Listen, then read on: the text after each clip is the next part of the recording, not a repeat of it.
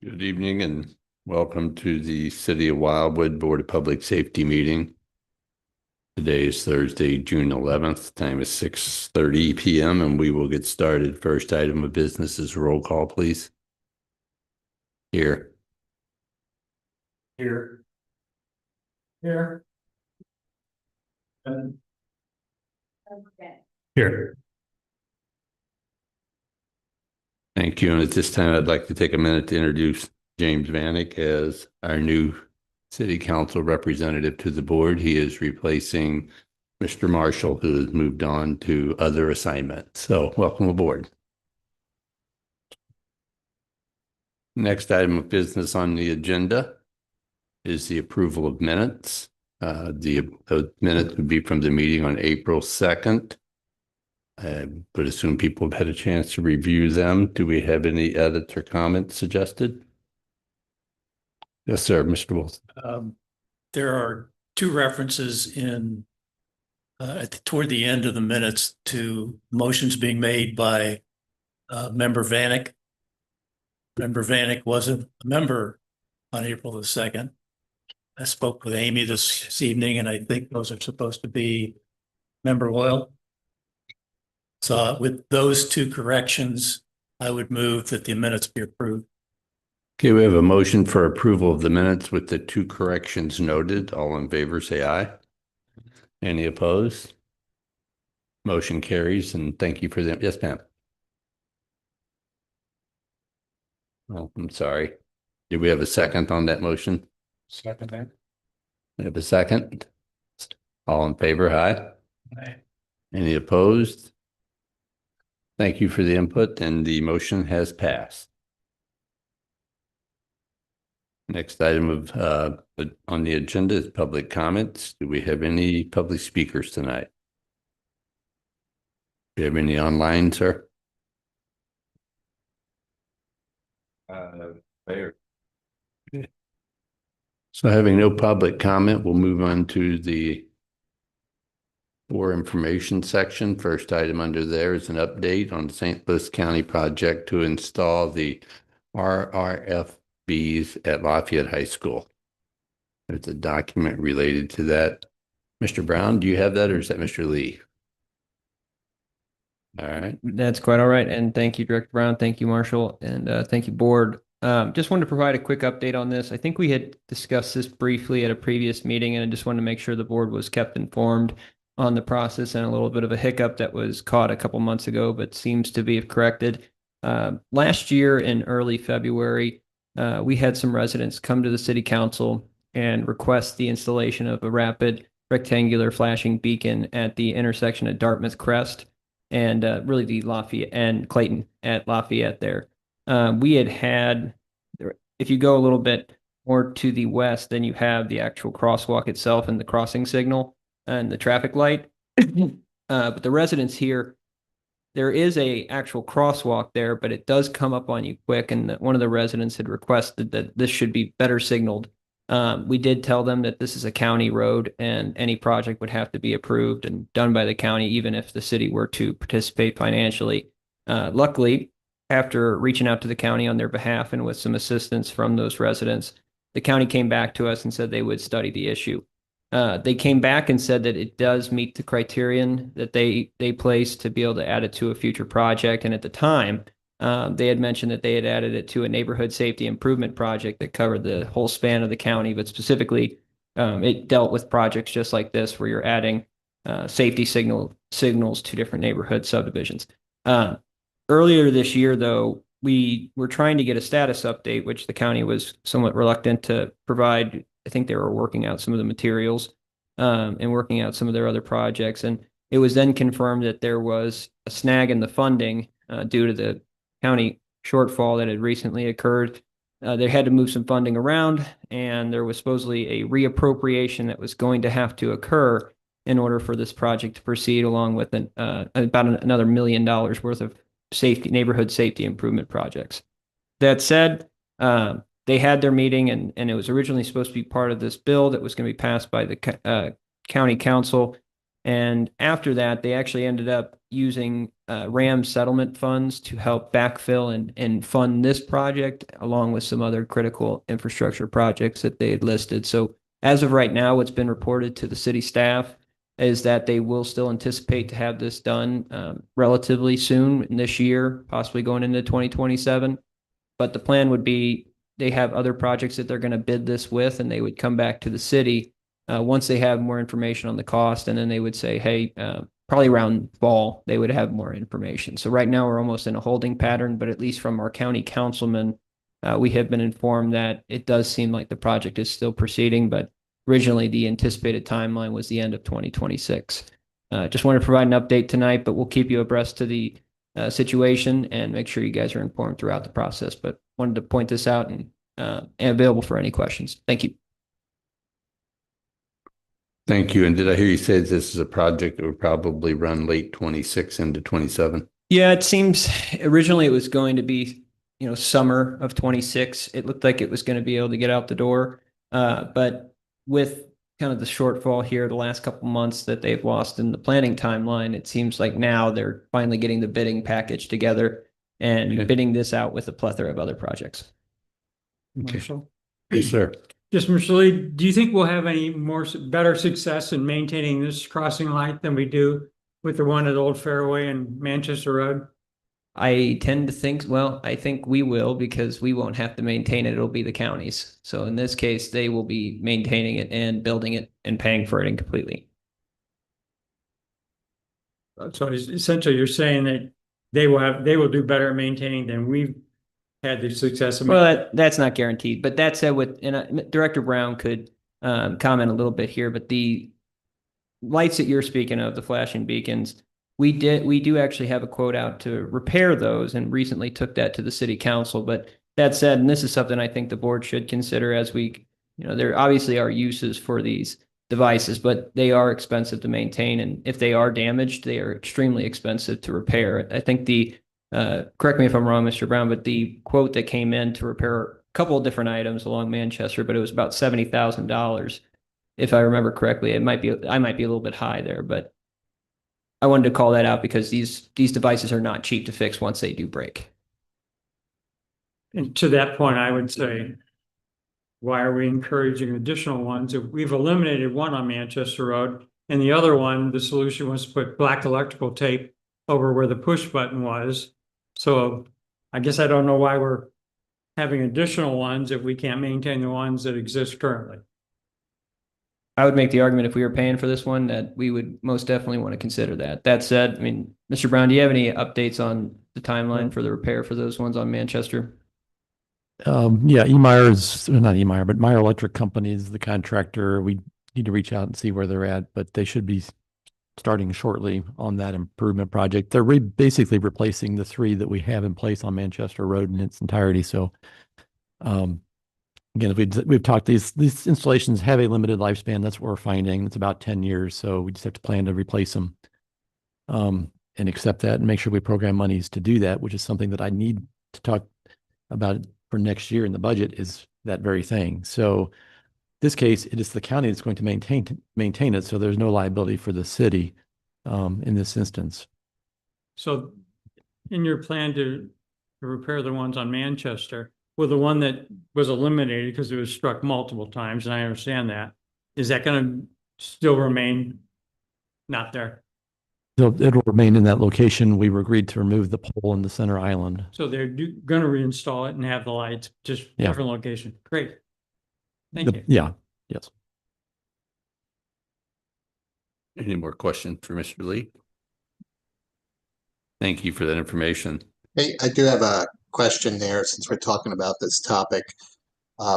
Rick, regarding the poles there with those lights that are on the center medians, have you looked at anything? I've seen a device called like a bell bollard, which would be able to deflect if a car is clipping that, median there, and kind of prevent the poles from getting hit. Are you familiar with that kind of device, and would that be something effective? Because I think the point that Mr. Loyal was saying that, they've been hit and probably won't be the last time they've been hit, but if we can get something that really provides an effective barrier to the pole, people hitting it might have more damage, but maybe right now, instead of us bearing the brunt of the damage, it will protect our assets. Unfortunately, I'm not aware of that device, Mayor. We did look into this when it came up previously. And at least as far as the median island, there's not an easy solution there that doesn't basically provide liability to the city. These poles are intended to be breakaway. They're intended to be hit, and they break away for that reason because it's safer that way. So doing the opposite and putting an obstacle in the road you intend someone to hit creates liability. So it's kind of backtracking, going the opposite direction, frankly. Well, I think that we're going to probably be back here at some point. As the one that is right by Mr. Loyal, I believe this might be the third time it's been hit. So sounds like Again, they're Mr. Mayor, not cheap. Yeah. Just to be clear, Mayor, we removed the one in the median island at that crosswalk. It will not So get that hit one's again. not It's being not going to be replaced. reinstalled there Okay. You're keeping the ones on the sides, though, the two on sides. the outside. Yes. Okay. I think those have been better at outlasting, the vehicles that are hitting the ones in the middle. Okay. Yes. Thanks. You're welcome, sir. Any other questions? Moving on to the next item of business is the private street light at Route 100 and Forest Leaf Parkway. All right. Thank you, Marshall, and thanks, board. This is an item we wanted to bring up. It's a verbal update tonight, but if it's of the board's interest, we can come back with some additional information. But this is stemming more so from a request from a group of residents, specifically an HOA trustee and some individuals that live in that subdivision. As you're coming up, and we had recently, I believe it was about 2 years ago, we had restriped the crosswalk at Birch Forest there and Highway 100. And what you'll see when you're up in that area is a crosswalk. It's a crosswalk that goes across the roadway itself, but then also it's part of our trail network. So nonetheless, there's been concerns at night when motorists are coming in, when they're heading westbound on 100, when they're turning right into the subdivision there to get to their homes, which it does connect to the larger roadway network on that northeastern side of Wildwood, that there's not enough visibility and not enough lighting in order to practically give enough visibility for a crosser, someone that might be crossing the roadway there. There's fears that someone could get hit. Currently, there is a street light that's attached to a utility pole right adjacent to that area, and it does currently provide some visibility. It's not perfect. We did some deep digging here to make sure that it wasn't Ameren's pole, it wasn't Ameren's light, or it wasn't our light. We identified that it was the HOA's light, and they actually are the ones that are metered for it each month. The question, though, that was posed was, could we remove trees? Could the city remove a tree to make that light have a little bit more luminescence onto the roadway?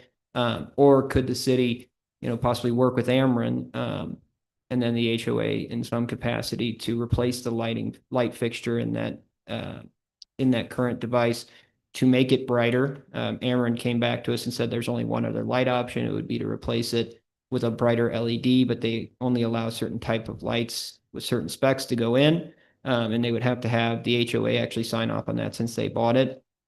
And then there was also discussion and a request to consider having a street light, the street sign that's there off of 100, the actual street sign itself be lit up almost like the LED signs that we have elsewhere in the city. We had looked at that and saw that the cost to do some of these things would be pretty extensive. There's also the issue of having it being in MoDOT's right of way on Ameren's utility pole. The cost started to be pretty extensive to remove a tree or having to go back and get permits from MoDOT to see if it would be able to be done in the first place. So we looked at a couple cost alternatives, and one thing that came up that could be a cheaper solution that could get the attention that we're looking for here for motorists that are turning in is possibly adding some ballards on that center island. And if you don't mind, Destin, would you mind pulling up the intersection in question here? It's Birch Forest and Highway 100. I think it might help with the discussion. And we can just go on the street view. But overall, the idea would be to put some low-cost ballards on this this center aisle here that would have a reflective material on it. So when a car is pulling in and going on westbound 100, they would, at least be able to see the median pretty easily. Would help kind of give some notice to the residents too that may be crossing there. The traffic counts turning into that subdivision, usually we're finding that they're individuals that live in the subdivision. So it's not a massive, Forest Leaf Parkway, sorry. Yeah, Forest Leaf Parkway. It's not a large number of cars that are turning in there at night, but nonetheless, we've had a group of residents come to us, bring this up. The HOA trustee had brought this up to us. We wanted to make sure to bring it to the board's attention and seek direction. Either one of the options, if we were to go with, about some ballards or we were to remove some trees, we're talking about a couple $1,000s. So it's not free. So tonight wanted to at least bounce the idea off the board tonight before doing further research and bringing a formal packet to you all on this item. To get your feedback and see if this is something that would be something that the board would want to look into further.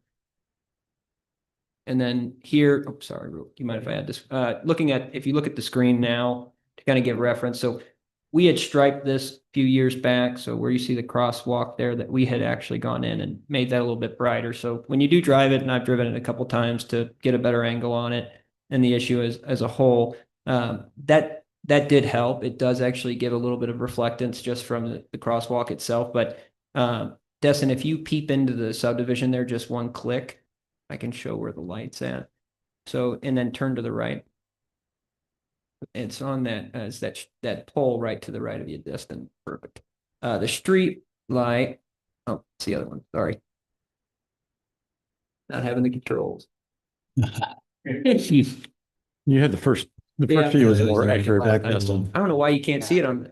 Yeah. So Could you share Destin, it that was too over first the one. Zoom so I could see it? Thank you.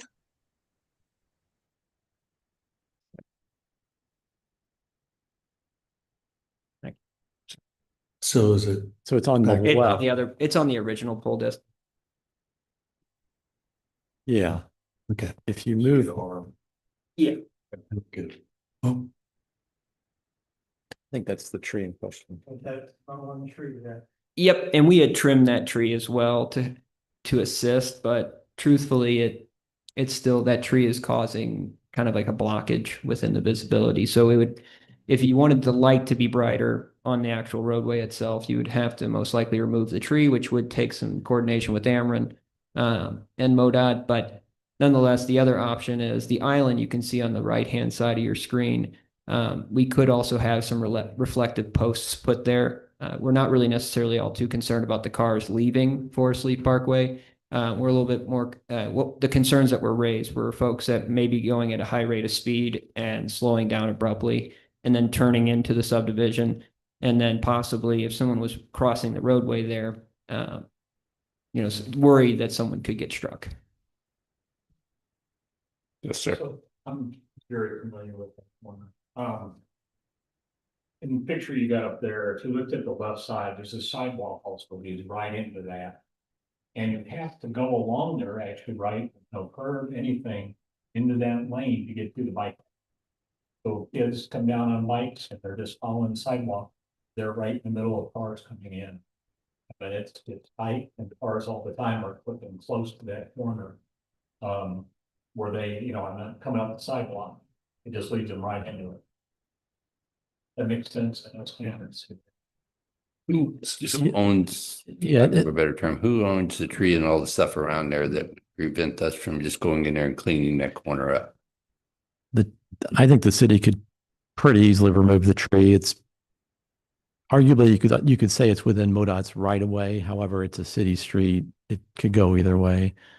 Easiest thing would be for us to cut the tree down and just see what difference it makes. I'm not, It's been trimmed. It's in proximity to the wire lines. Ameren would probably prefer that it be removed, frankly.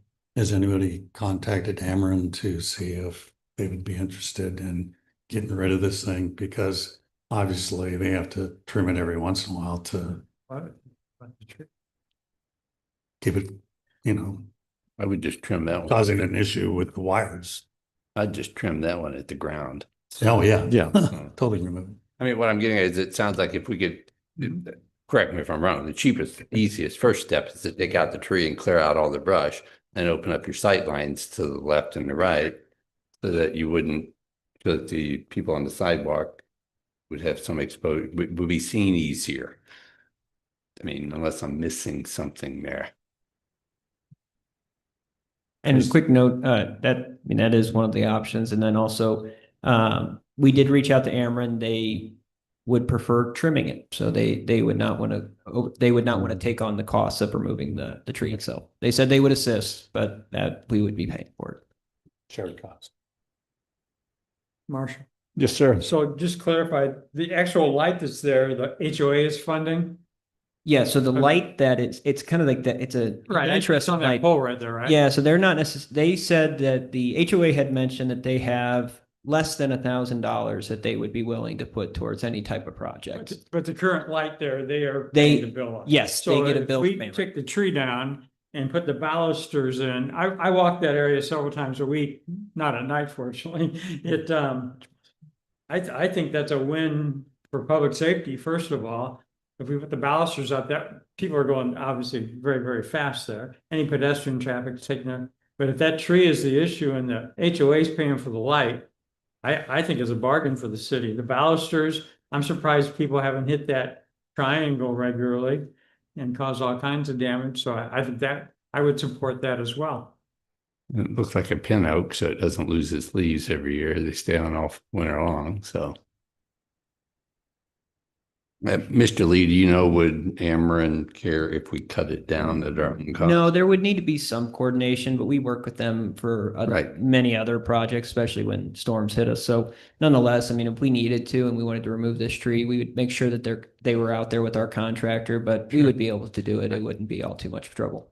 That's not a huge As expense. to why Ameren would have a concern about a tree removal. No, they wouldn't. They would be fine. They wouldn't care. They wouldn't. Oh, They would just want to be there just because it's part of their line. And if there was damage, they would be able to repair it. Yeah, I'm sure, I agree with Mr. Lee. I think they would want to be there to protect their interest if that tree goes the wrong way. Yep, that's exactly right. Yes, sir. We had two comments. One, I would be very careful before I went and cut down a tree. Make sure that the owner of the property on which the tree is located has given their consent in writing. There's a Missouri statute that provides for treble damages if you cut down a tree on someone's property that you don't have their consent before you cut it down. Second thing is, has anybody considered, in addition to this, I think it's a good idea to get rid of the tree, number one, I just would be careful about how you go about doing it. Second thing is, anyone considered signage westbound 100 indicating yield to pedestrians and crosswalk or something along those lines? In addition to cutting down. Is that a request we would have to make to MoDOT? The issue there is it's MoDOT's roadway in their right of way, so they have jurisdiction. So we could raise this issue. I think, Captain, you've checked into crash history there, and we usually, as traffic engineers and MoDOT, we look for crash history to guide us in these situations. I don't believe we've found any indication of crash history, so they're not at MoDOT to respond unless there's a defined problem that we can point to. Nonetheless, we could reach out to them again.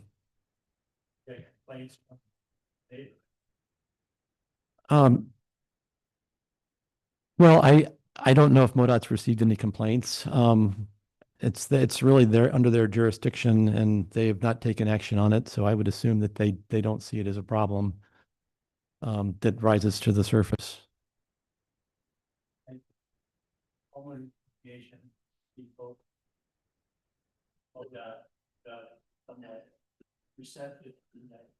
So, and we'll talk about this the next item, but MoDOT, as the city does, we follow the manual on uniform traffic devices for signage installation, and it's a very strict policy and procedures manual. 1,100 pages worth of every requirement you'd want to know in terms of installing a sign or marking a roadway. So traffic engineers will review these these requests, again, we look for reasons to install signs. We have lots of signs on the streets right now that people don't pay attention to. And putting another sign up generally just creates another one if it's not warranted. So we follow the guidelines that are in the manual on uniform traffic control devices, and that's exactly what MoDOT does. They look for data to support decisions and decision-making. Crash statistics are the number one thing they look for. If we're not seeing a pattern of crashes here, I don't believe there's a problem at nighttime either. It's not likely MoDOT's going to respond and spend tax dollars to put up new signs or new markings. The outline of the island is an issue that I'm not totally clear on, because it seems to me their policy has been to do that frequently at most intersections. So we have made that request. Captain's made that request. I'm hopeful they will do that, but the delineator posts around the perimeter of the island, that seems to be a policy they have in place now. And it seems like a reasonable action that they would take. So I'm optimistic they will move forward in that way. And a quick note too on the property, our understanding is that it is on the right of way, on city-owned property or / MoDOT property. So it's not private. Even if it's MoDOT property, if you cut it without MoDOT giving you a permit, running into problems, MoDOT. Thank you. Marshall.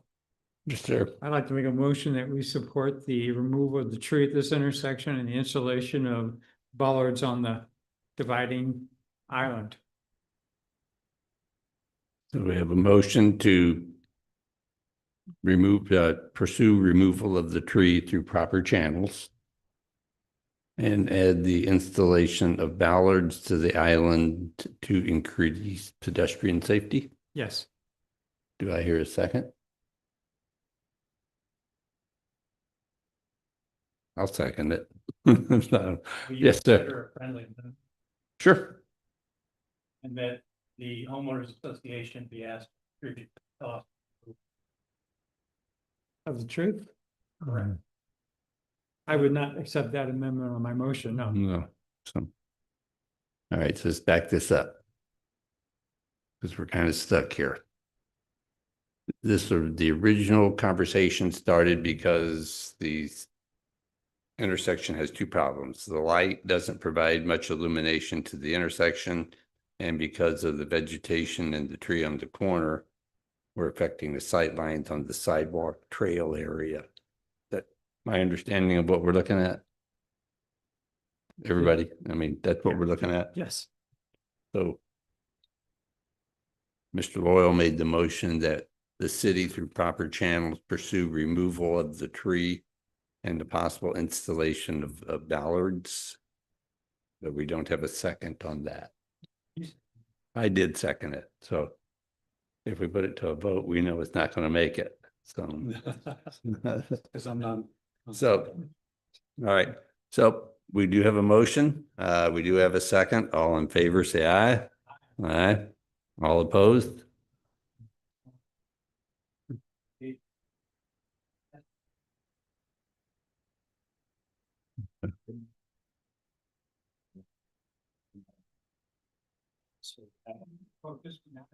Well, let's do this. Let's do this. Mr. Brown, Mr. Lee, is there a way we can do a follow-up on this and come back at a future meeting with maybe We Sorry. could. Most roll definitely. call on the vote? All right. Roll, yeah, roll That's call and correct. vote, please. Yes. No. Yes.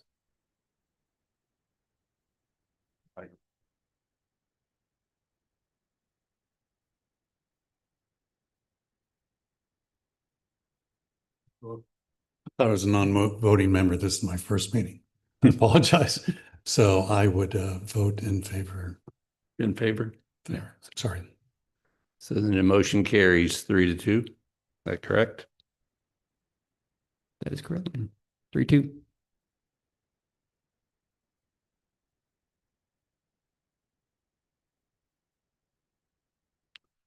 So in the, out of respect for our two dissenting members, is there a way that we could follow up on this when we have additional information keep. We certainly can, and we keep- can also, we have had discussions with the HOA. They had mentioned and indicated that they do not have much money to put towards any type of project for this. But they are wanting to see something happen here, so we can re-engage them to see what, and really come back to this board and say, here's what they ended up contributing to the tree removal and the installation of the ballards. Because even though I support the motion, Mr. Loyal's motion, I do understand Mr. Wilson's concerns, and I do think that those are valid concerns that, one of the reasoning behind my supporting the motion is that I feel like the city will do due process and all of this so that we don't have somebody screaming that my tree got cut down. So Mr. Gleason first and then Mr. Well, right way to approach. As far as their permission, that's not my reasoning. I would just like to see something done on the inside of that corner too. I don't know, zoom a little bit. But like I said, the sidewalk on the left to right, goes around. There's no curb or anything to get to the bike path. And if you look even a little bit to the right, you'll see the cars don't even use the lane. You can see the grass is all there. They drive right across the sidewalk coming around there. And I don't know if there's a way to incorporate some improvement for that also. But essentially, the sidewalk is that asphalt there where you see all the black lines of the cars. And you really run out of any sidewalk going from the subdivision sidewalk. Marshall. Yes, sir. So any a question from Mr. Brown? Would this improvement I think is a great improvement. Is that at the city's cost or at the state cost? Well, I think our hope is that the linear posts around the perimeter of the raised island would be done at MoDOT expense. Yeah, I'm talking Beyond that, it's likely to be our expense, especially if it's relative to the trail. Okay. So, yeah, I think it's a great idea. I think this is a good first step. And then perhaps we can, in the future, hopefully make some sort of improvement to that corner. And this is a good first step. It'll significantly improve the sight distance and improve the safety and the lighting and the whole bit. And then later, if we don't do this now, somebody could get hit. And while we're waiting on this improvement to the pavement to give the bicyclists more room to make this turn and not conflict with the automobiles. So that's my point. Yes, sir, Mr. Loyal. Just confirm with Mr. Lee that what we approved wasn't to go to the homeowners and say, what are you willing to contribute? It's, we approved as our recommendation to have it removed and installation of the ballard. Yep. Well, Okay. and one thing though, to add to that note, try to address everybody's concerns. We were already talking with the HOA. The removal of a tree is not contingent on them contributing money. But if they were wanting to assist, we will most definitely accept any donations towards the process. Thank you. Thank you. So, and Forest Leaf Forest Leaf Parkway is a city-owned street, right? Yes. Because I'm, along with Mr. Gleason's concerns regarding that asphalt area that's being used as a sidewalk. Is that really a sidewalk or is it just somebody uses that? Mr. Brown might be able to answer that a little bit better, but I mean, you see the what I'm thing talking- is, if you made that You understand what I'm asking there? Is it a sidewalk or is it? The sidewalk It's Does, is right into. it's a path. right, exactly. And the cars are just putting that corner, as you can see, they can go. Right. They're not going out there with the grass going up. I didn't Does see that it. even need- I didn't see the sidewalk there until you pointed it out. So, I mean, I agree with you that probably if we look forward on the resolution of what appears to be a multitude of issues with this intersection, we kind of start taking all these things into consideration. And if they can't all be solved at once, at least they're on the table for future consideration. Yeah, and one thing too, I mean, if you remove that tree, the thing is, it's got the power line and the stabilizing structure there, but you actually might end up making some room there for some extra concrete on the side there, but that would have to be a planned project. Or the lane is versus. Mr. Brown, could you add some context there? Because the one thing is, that is a pretty tight turn when you're in a vehicle and you're making that right into the subdivision. So it doesn't show on the aerial, but we did stripe it. So there is an edge stripe out there. So to help delineate from the road to the shoulder where the pedestrians and the bikes are, we put a edge stripe out there last year, I believe. So it doesn't show up in the 2022 street view, but I'm relatively certain that there's one out there. We can double check that. If it's not, we can certainly do it.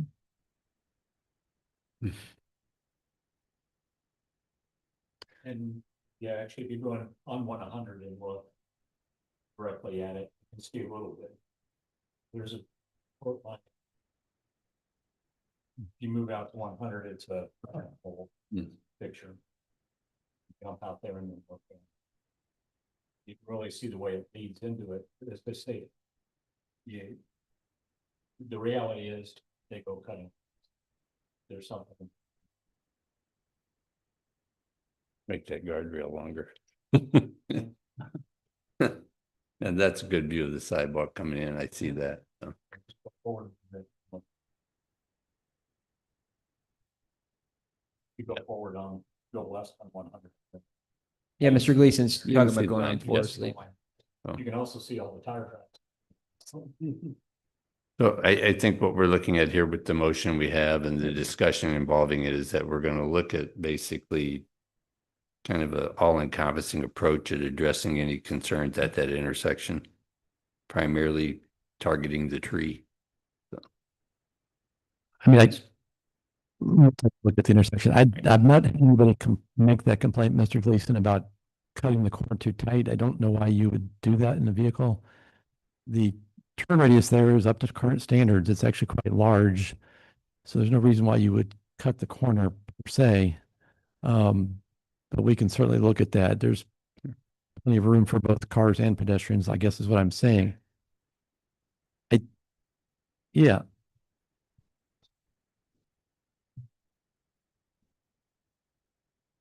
But where the Reality of it, I don't know that. You know, she's required to go on the other side and then use the crosswalk. It just. It's a concern, and it would seem there's some way to improve it, to make it safer, better seen cost. Could be a concern, some way to possibly delineate. Help drivers improve on that one. understood. Okay. Would, just a quick question, to Mr. Brown, could we put plastic ballards as could we put plastic ballards, Mr. Brown? And as an extension to the guardrail to kind of shepherd the automobiles to, not make an early turn. Potentially you could do that again. This is MoDOT's Okay. right away. So it all goes through MoDOT, unfortunately or fortunately. So we have to consider their jurisdiction in the matter. You present that to them. We could consider it again. The question is, what is the documented problem we're trying to solve here? And again, we've looked at the crash history. We don't believe we have a crash history here. I mean, we could do this same exercise at pretty much every intersection we have, Right. but we don't because we don't get complaints necessarily. So we'll take a look at it and see. We can certainly freshen up the edge stripe going through the intersection. I think we've already freshened up the crosswalk markings as well. I think the delineators around the median would be a good option. And we'll see if we can get MoDOT to do that. And if we cut the tree down, I think you've done a lot right there. All right. Thank you, sir. Any further discussion on that? Moving on to the next item. Under old business, and we have no items under old business. Moving on to new business. First item is the city adoption of the uniform traffic control devices.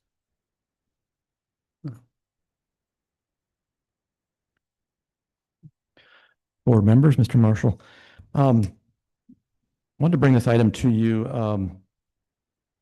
This pertains to the Manual on Uniform Traffic Control Devices, and this is essentially the Bible that we use. It's a federal document that provides very explicit guidance on the installation of traffic control devices on the roadway. It's federally mandated. It's followed by every state in the country to some degree, and it filters down to the county level and the municipal level that essentially you are required to follow this document or create a comparable document of your own that you follow. As I said, it's a very comprehensive document. It's 91 years of age. It's updated usually at about a 10-year frequency because things change, technologies change, cars change, users of the road change.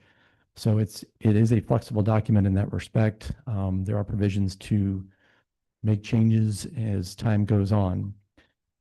We have a section in the code that says basically section 315.20 that the city is supposed to install all traffic control signs, signals, and devices in conformance with the manual and specifications approved by the State Highway Commission. I've always interpreted this to mean that we follow what MoDOT follows. In the past, MoDOT has always followed the Manual on Uniform Traffic Control Devices in terms of signs, markings, and traffic control devices on the roadways. With the most recent edition that they updated in December of 2023, the manual, MoDOT decided not to follow the MUTCD. Essentially, they went through it section by section by section, and they made changes. And the changes they made reflect their system, their highways.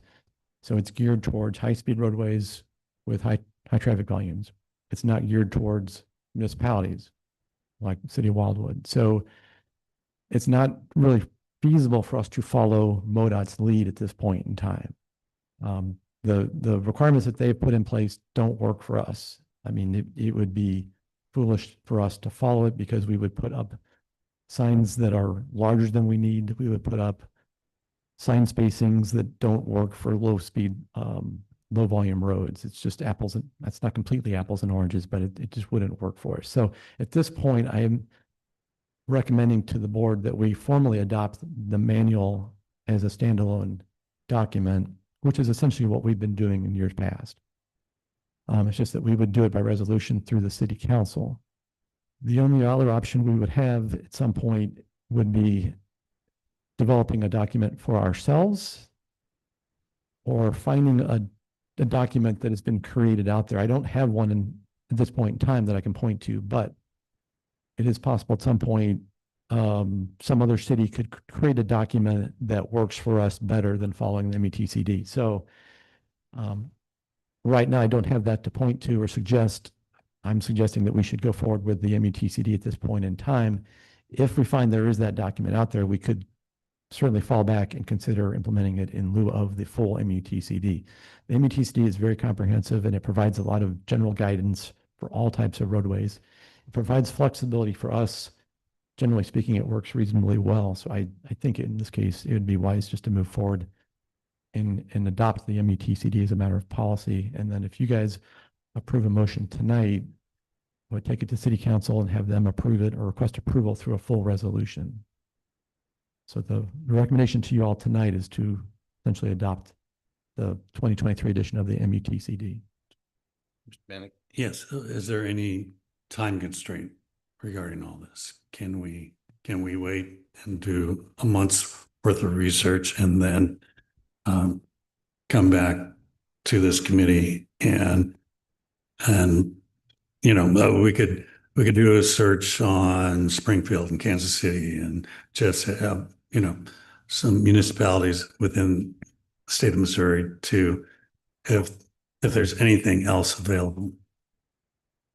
Is there a time constraint? I guess I wouldn't point out an explicit time constraint, other than if something were to happen. I think the odds of that are very slim. If something were to happen and we needed to strictly identify what we're following, we'd be a little bit hard pressed to say we're following MoDOT right now. So it does put us in a little bit of a liability, but I don't think another month would be too concerning, frankly. If the board would prefer that we do a little more investigation and bring this back, that's fine. I don't have a problem with that. Please. Essentially adopting the MUTCD will be much business as usual versus what the state is making changes to. That is correct. And that has worked well for this. It's worked reasonably well, yes. Yes, except Mr. Smith?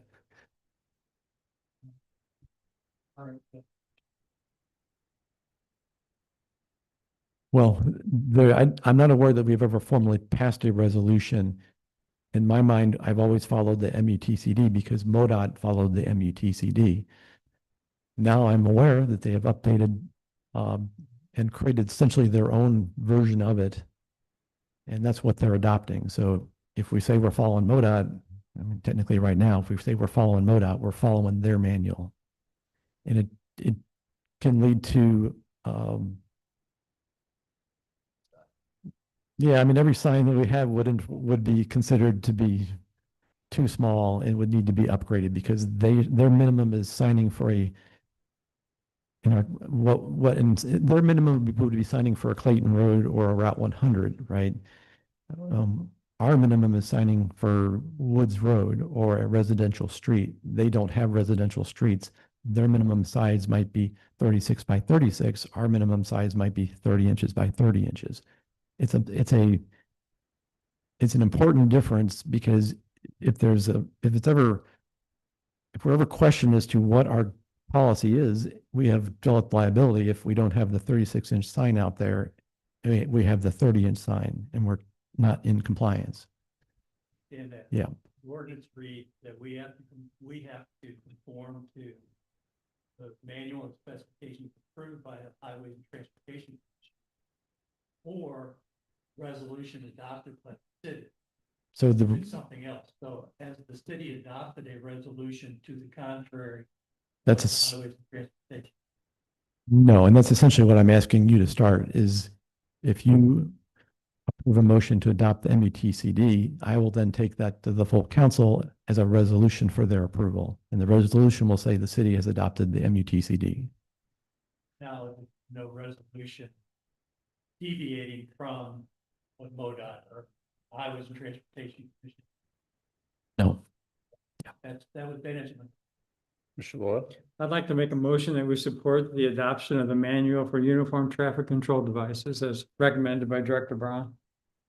We have a motion for adoption of the manual. Do I hear a second? I'll second. It's a recommendation. Recommendation to adopt. Yes. And we have a second by Mr. Gleason. All those in favor, aye? Aye. Any opposed?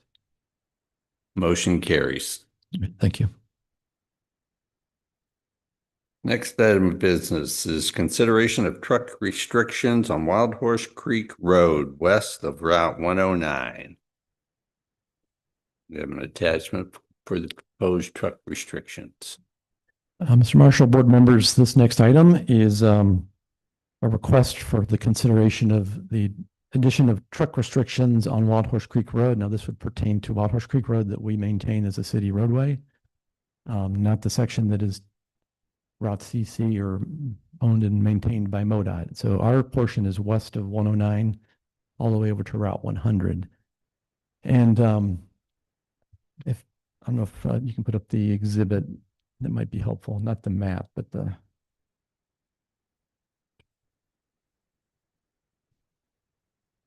yeah,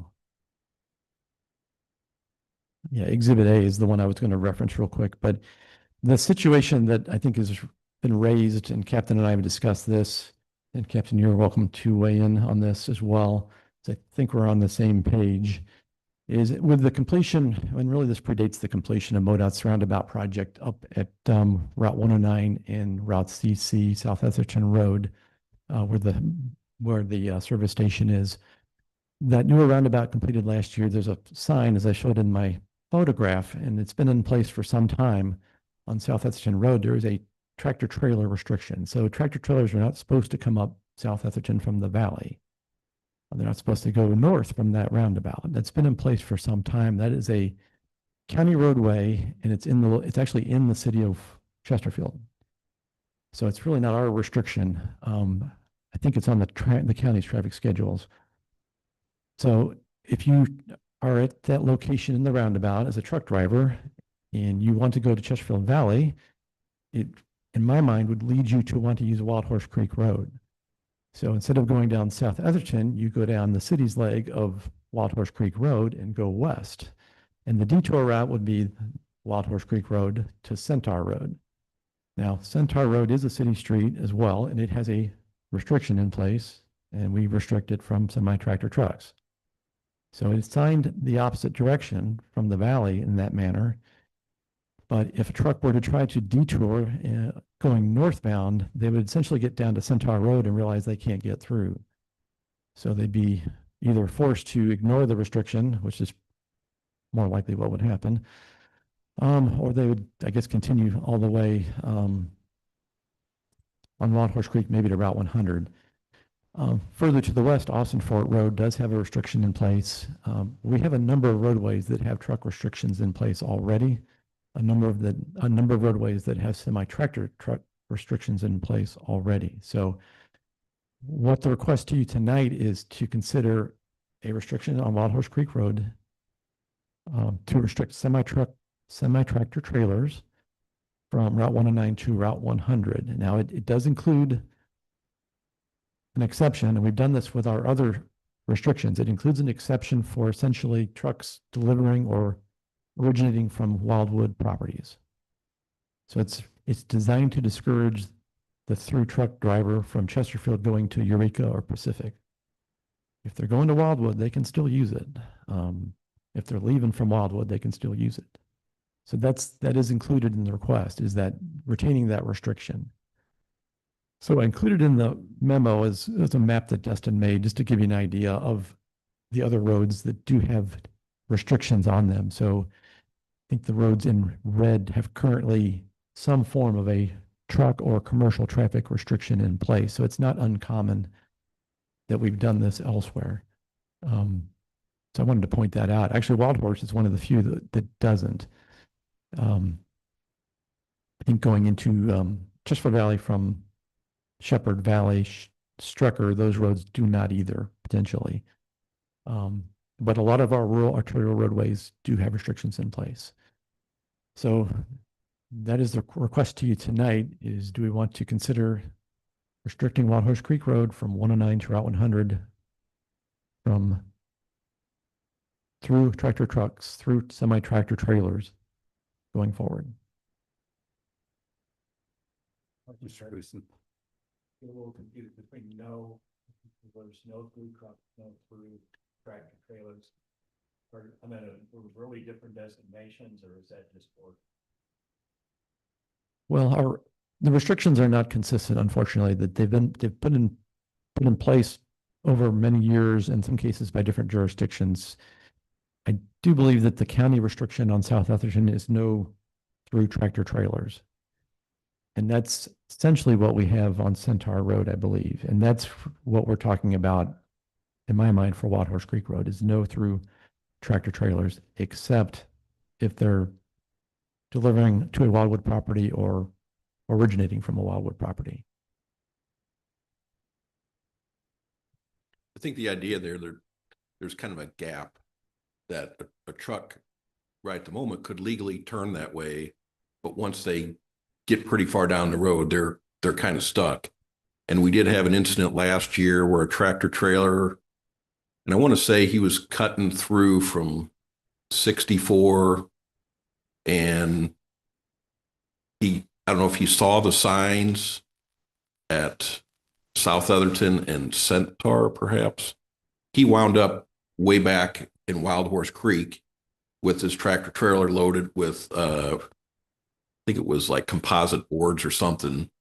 And once he got into the narrow curves of the road, he hit the right curve that was very narrow, and he was over the center line. Somebody was coming at him. He swerved, and he ended up putting the tractor trailer in a it was awesome to see, in a ditch on a curve. He basically totaled a brand new truck tractor and dumped the whole load down into a ditch, and it took him about 2 days to get that all cleaned out of there. He wasn't very clear on how or why, he's following GPS or something that showed that there was a road, and there was no way he was going to make it through there. So I was in contact with the county highway department. I believe they put some additional signage on North Etherton, leading up to that, and Rick put some additional signing on Centaur. So going up the hill as part of, and we have no input on this, going up the hill as part of the 109 roundabout, they also put a guardrail in the curve, but they put the guardrail right on the edge of the road. So it's kind of making it impossible.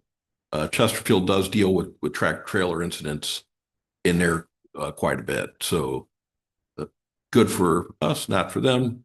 But Rick and I talked that there should be clear signage if you're northbound on 109, that it clearly shows all tractor trailers must proceed eastbound on Wild Horse Creek, because they're not going to make it through the other two areas. So it's really just closing the gap, I think, needs to be done. Like my son told me, Google will take you the fastest way, but it doesn't know what kind of car you're driving. Mr. Loyal. And that's actually a question Captain Mondell brought up. If we enact this, do the mapping agencies, do we notify them somehow that when that tractor trailers are not permitted in a certain area? How does that work? Generally, we don't have a direct line of communication to them. However, I'm pretty comfortable saying that when we put the signs up over time, they do see the signs and they reflect it in their mapping.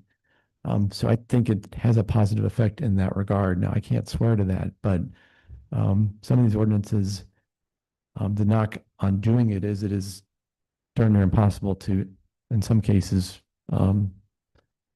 enforce it, right? So, trucks do it. The one-off, you're just not going to probably be able to catch. Now, if it's a repeat offender, you might be able to do something about it. But if it does get reflected in those mapping applications, that's real value in my mind. So I do believe they do that, just like when you're driving, the speed limits get showing up in your navigation apps. Just And if we don't tell them the speed question limits, they get that strictly from the mapping. Well, Is there anybody that would oppose this? I don't know that which mapping service, whether you would go with Google or Siri, or there's no one out there, but I do know that if you went on that road and used Google Maps and you put that as in a comment that no tractor trailer trucks allowed, it will update the status of that road. And I have done that with Google. I have gone in there and when we made a change, I have reported it because you can do it on Google. So I have done it that way, and we can do that here too. Yeah. Marshall, we've had this problem for years on Old State, and we finally got the restriction, but unfortunately the signs are placed in such a position that after the drivers have pretty much committed to their direction, they are well beyond being able to do anything about it. And we've been asking for the signs to be moved, through the county and the state and the city to all work together. And, it's never come to pass, unfortunately. But the situation with Google and all that is, they'll update, but there are apps out there specifically designed for truckers. And the professional ones and the ones who care will actually use those apps and act accordingly. But there are others that are perhaps, not full-time, not professional truckers, just kind of a part-time trucker who will use typical Google, typical whatever, and just blast through. And we still have these massive trucks coming up and down Old State, which is obviously an issue. And, it's really unfortunate. It's my 2 cents. Well, I think it would, go ahead, Mr. Gleason, you want to say something? Then you can go ahead and make the motion. I make a motion that we make in Wild Horse Creek between 109 and 100. Through All in favor? Aye. Aye. Any opposed? Motion carries. Thank you. Rick, I got just a thought, side question. So what happens in the event that a tractor trailer has to deliver something, roof truss, for construction?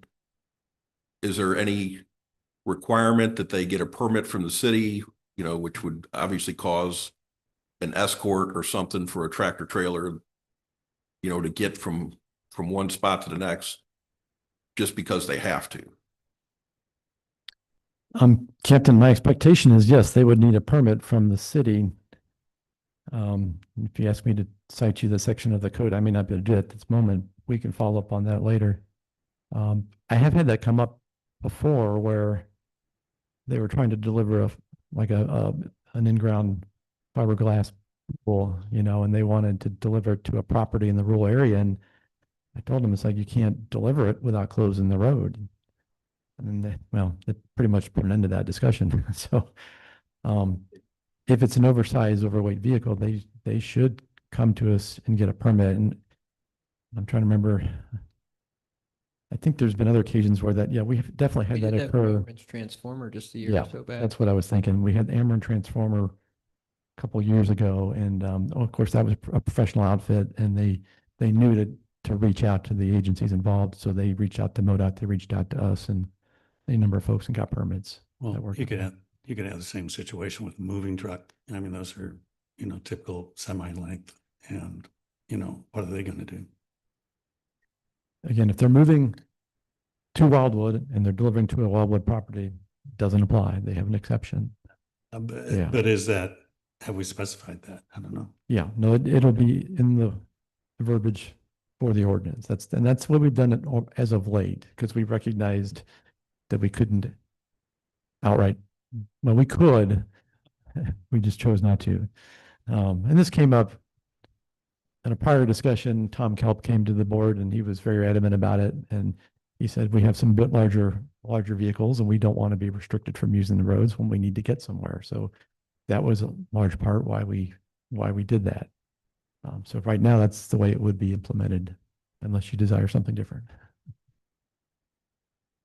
Yes, sir.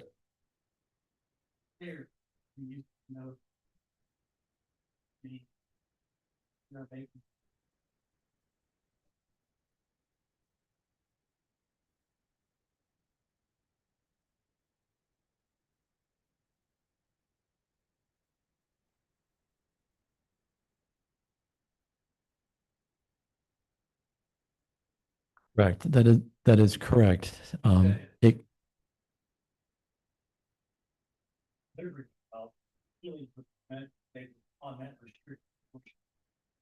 no, I didn't. You're correct, but the signs, the issue with the way we've been doing it, frankly, is the signs don't reflect the true ordinance. So the sign would say no through tractor trailer. So it's intended that if you're delivering on the route, you're allowed to do that. And that is clearly stated in the ordinance, but it also says, and there's a further exception, if you are originating or your destination is a Wildwood property. So it's not in the signs, but it is in the ordinance. If it came up, if a Tom Kelp driver got a ticket because he was driving through Wildwood from one point to the other with a tractor trailer, he won't get a ticket. It won't hold up. So it's there. It is unfortunately not totally clear on these signs.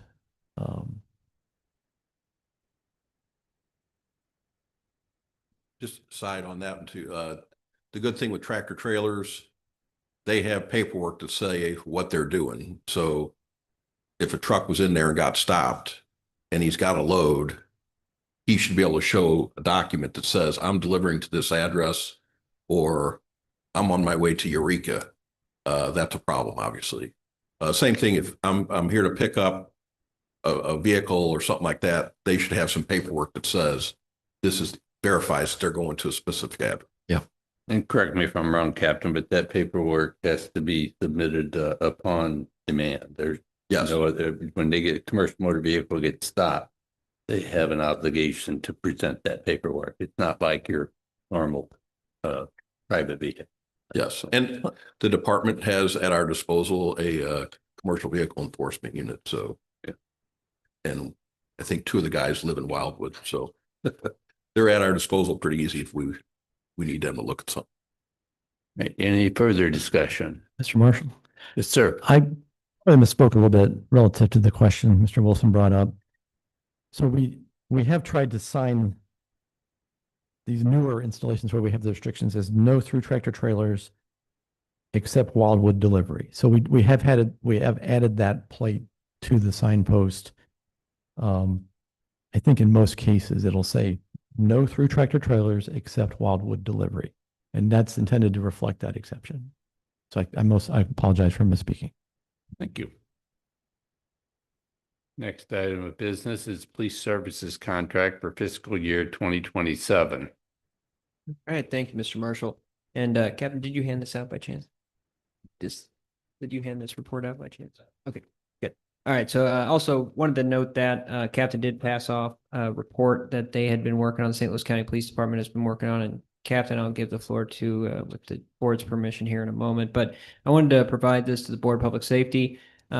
Something that the Administration and Public Works Committee had been reviewing is obviously our budget. Last year, we were anticipating, and it does seem like revenues are somewhat where they're at where we anticipated them to be. And what that produced was a net gain of about $59,000 across all general fund revenue. That said, when you add up all of our expenditures that grow each year with contracted costs, increases in insurance, staffing, overall, there's a broader picture of our revenues were being outpaced by our expenditures. That said, the city council had taken some action to pull back some of our events that we have, some of more non-crucial essential services that we offer to the residents to help offset some of those costs. That said, we're now looking a little bit more towards the future since we're not currently planning to add in any current revenue sources, and especially given that the state is considering some changes to some tax structures, we're wanting to be proactive. So the committee had recommended doing a review of our police services contract to see what is our true number of officers that are needed. They had come to approve a motion that had stated that a reduction of 4 officers would be recommended, and that would eventually go to the city council. Overall, we took a look at it ourselves too, but at the end of the day, we had to make sure that this would come to the Board of Public Safety prior to any consideration by the council, because in the code, it does state directly that the Board of Public Safety oversees the police services contract. That's one of the primary mechanisms for this board. So we wanted to make sure to present this information to you. And tonight, we'll give you a little bit more info. Captain did provide a really helpful document here too that I think helps with the discussion. But the idea tonight is to really discuss that recommendation that was made, what the board's approach would be, and then if any changes are recommended from that motion, then we would discuss that tonight, and then we'd bring that to the full city council for consideration, or we could refer it back to the committee if you'd want to have additional consultation. That said, to give a quick snapshot, we currently have about 41.6% of our general fund revenue is spoken for our police services contract. That said, almost 2.4 million of that is covered with Proposition P funds, which is a 2017 ballot initiative that was passed back in 2017. And that actually helps offset the costs a great deal. And that's when back then we actually added quite a few officers to our police force to make sure we could add the coveted 5th beat, which now we've been able to maintain consistently. And from the operational side, I'll let Captain speak a little bit more, but overall, right now we're having a structure where we're able to have our 6 officers, that our neighborhood police officer, our detective, 2 parks officers, 2 traffic officers, and then have a fully staffed 5 beat service 24/7, 365. So to do that, that's the beat officers is what really we ended up having to discuss, because no one wanted to discuss, hey, we don't want to get rid of a parks officer. We have a lot of parks here in Wildwood. Traffic officers, traffic's always a key concern for our residents. It's really important to have those out there. Neighborhood policing unit, I think Captain could speak to this. They're a great asset to the team, and they really do help kind of get involved in the community and kind of be our connection and bridge to the residents. And then the detective component, it's actually been very helpful for the fact that we've seen a pretty drastic rise in scamming attempts for seniors. And at the end of the day, it's been helpful, I think, talking to a couple of residents that have utilized the services to have somebody that is very knowledgeable in that regard to be able to help them out. And that seems to be one of the crimes that seems to be unfortunately peeking its head around. That said, going into this further, the county we had discussed for budgeting last year, originally, we had gotten a proposition to go, the max that the contract would allow for that ends in 2031 would allow for a 5% annual increase each year to the contract. The St. Louis County Police Department initially had proposed that, but after discussion, they had actually, helped out in this regard and were able to lower that percentage down to 3% for fiscal year 2026. That said, that was a lot due to Captain's help too and helping discuss in those negotiations. So to appreciate his help there too. But the idea though was looking forward, the county's going to make sure that we get due notice of the increase, but overall they do anticipate that they're going to be probably around the 5% increase mark year over year. So when we got that news, we just wanted to make sure we had a transparent discussion. And then the committee started looking at, okay, well, how many officers do we need is the question. Tonight, the staff's report kind of covers what the Administration and Public Works Committee had covered, but I think is a helpful tool here. Captain Mundell and the St. Louis County Police Department has provided their workforce analysis as well. And it seems somewhat closely aligned because in here it has, for the beat officer side of things, that approximately 27 officers would be needed to ensure that you have the coverage necessary when folks are sick, when folks, might be out of work, things along those lines, to make sure you have that beat covered to maintain the 5. If you add in the 6 officers that we have for those supplemental roles in the parks, traffic, neighborhood policing, and the detective precinct, that roughly adds up to about 32 officers. We currently have 34 officers. So the recommendation, sorry to throw a million numbers at you, but the recommendation from the committee was to explore the reduction of 4 police officers, which, after speaking with Captain Mundell, we do think that would cause the 5 beat standard that we typically are able to maintain most days, that would go down to approximately 4 beat to a 4 beat standard. So you would be consistently losing that 5th beat. You would still have it in some instances, but in others, when you're not at full staff, you could see that take a step back. Nonetheless, what that actually translates to, we did a projection. We don't have the quote or the proposal for 2027 just yet, but with just given the numbers we do have at our disposal, we were able to do an analysis and see that if the reduction was made, you would practically be at about 94% of what we're currently expending each year of that about 5.4 million. That is for the contract. So technically, if the reduction was done, and let's just say it was a 5% increase and we reduced by 4, you would come back in 2027 and we would be approximately at 94% of the expenditures that we have today. So there would be savings, but you would also be losing a beat. So we wanted to present this information. The report goes into quite a bit of detail, and then Captain's recommendation in their report showing that 27 is needed.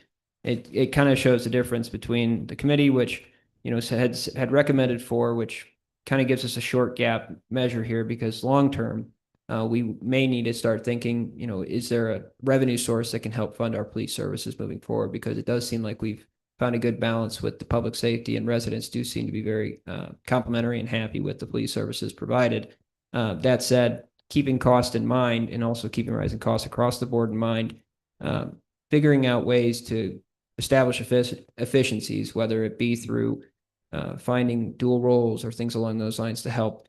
The idea behind the 4 officer reduction is to kind of be a stopgap measure for the next couple of years to work out some of those things. That said, we're tracking revenues right now. They seem like they're going to be right on par with what we anticipated.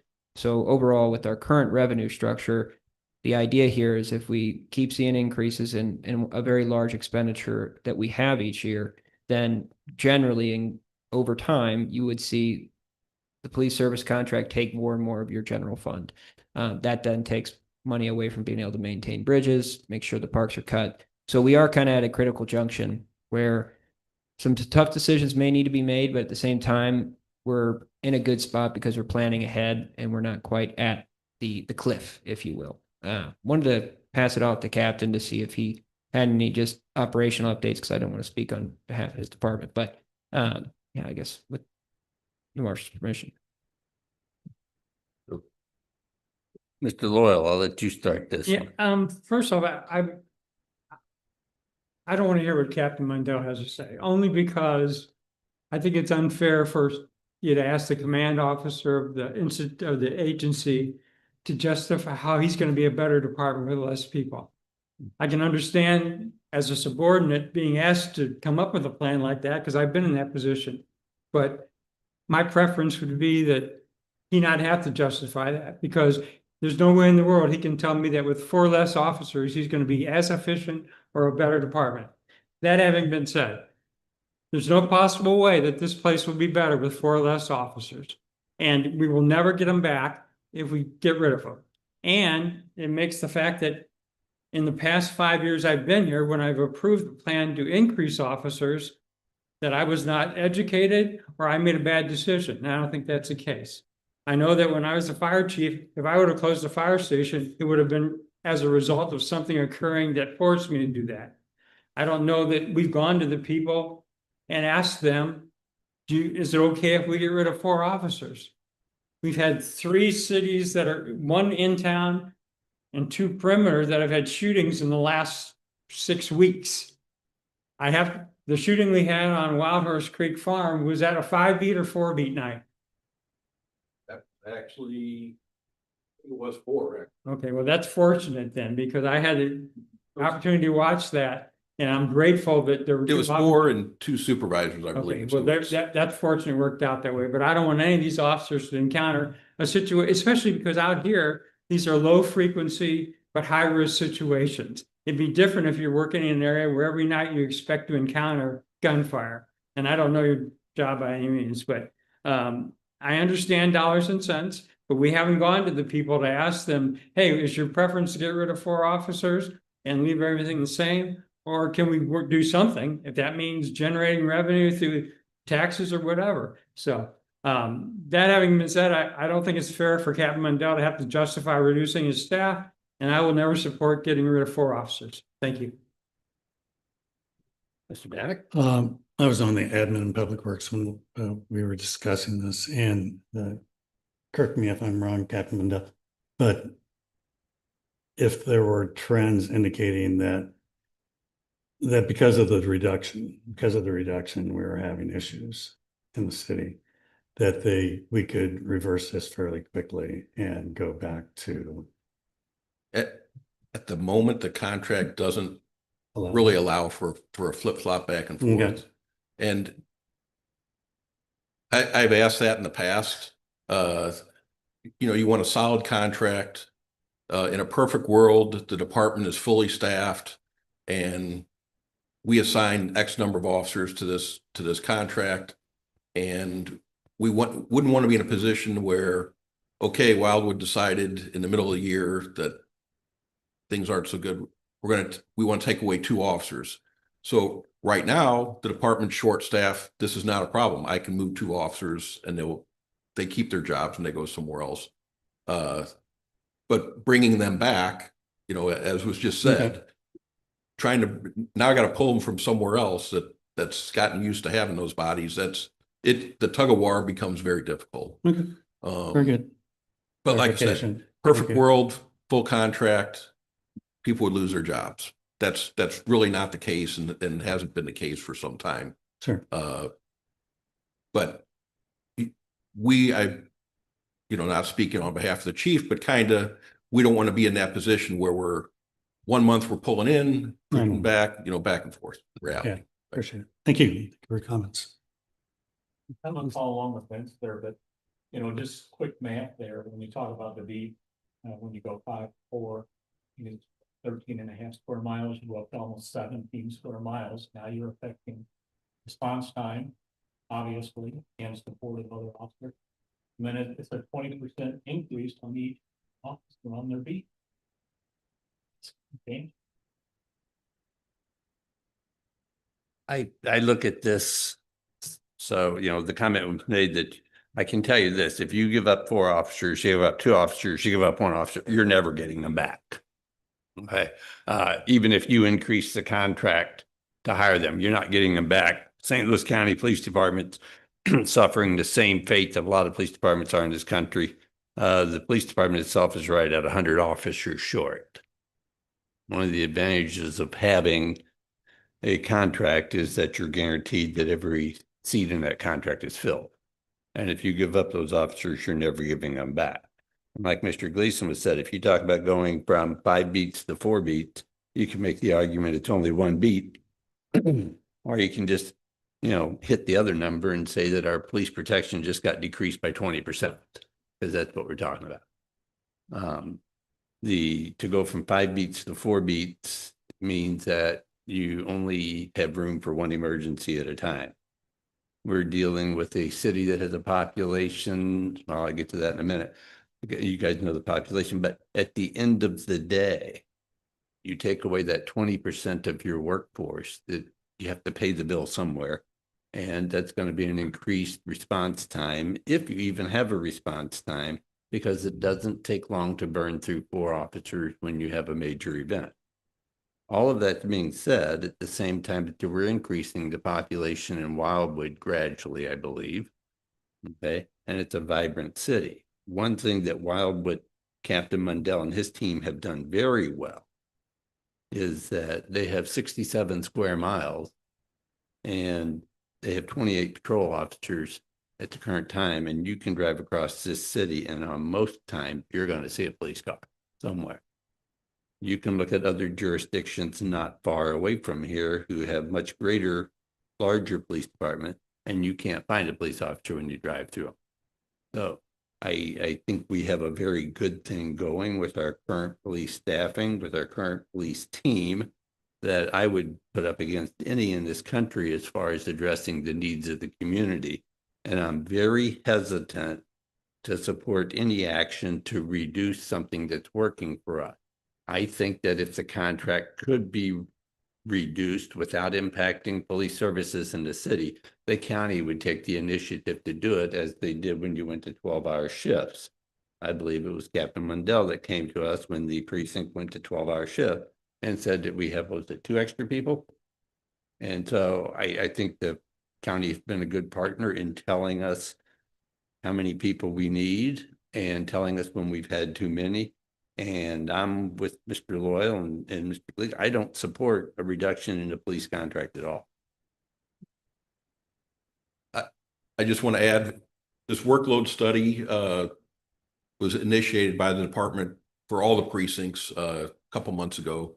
And it's just pretty much the beginning of this week. I said, hey, where's our workload study? You said it's going to be done. And so here it is. The number on there, how our squads are set up, there's on 12-hour shifts. So there's 7 guys that work days, and there's 7 guys on days that are off. So there's 14 people on days, 14 people on nights. The workload study, it throws a bunch of stats and averages, and that's, how they're coming up with that number.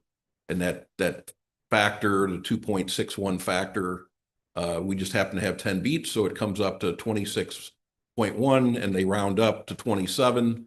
I think 26 is very doable. But how I would do it, it's clean to have 7 and 7. What we would probably do is have 6 and 7, and there's kind of one guy that's a floater between the 2 squads. That's how I would adjust the numbers or apply the staffing, to cover. Now, I have to believe with good faith that our calculations, our analysis is that that's really what works. Totally unpredictable what can or will happen.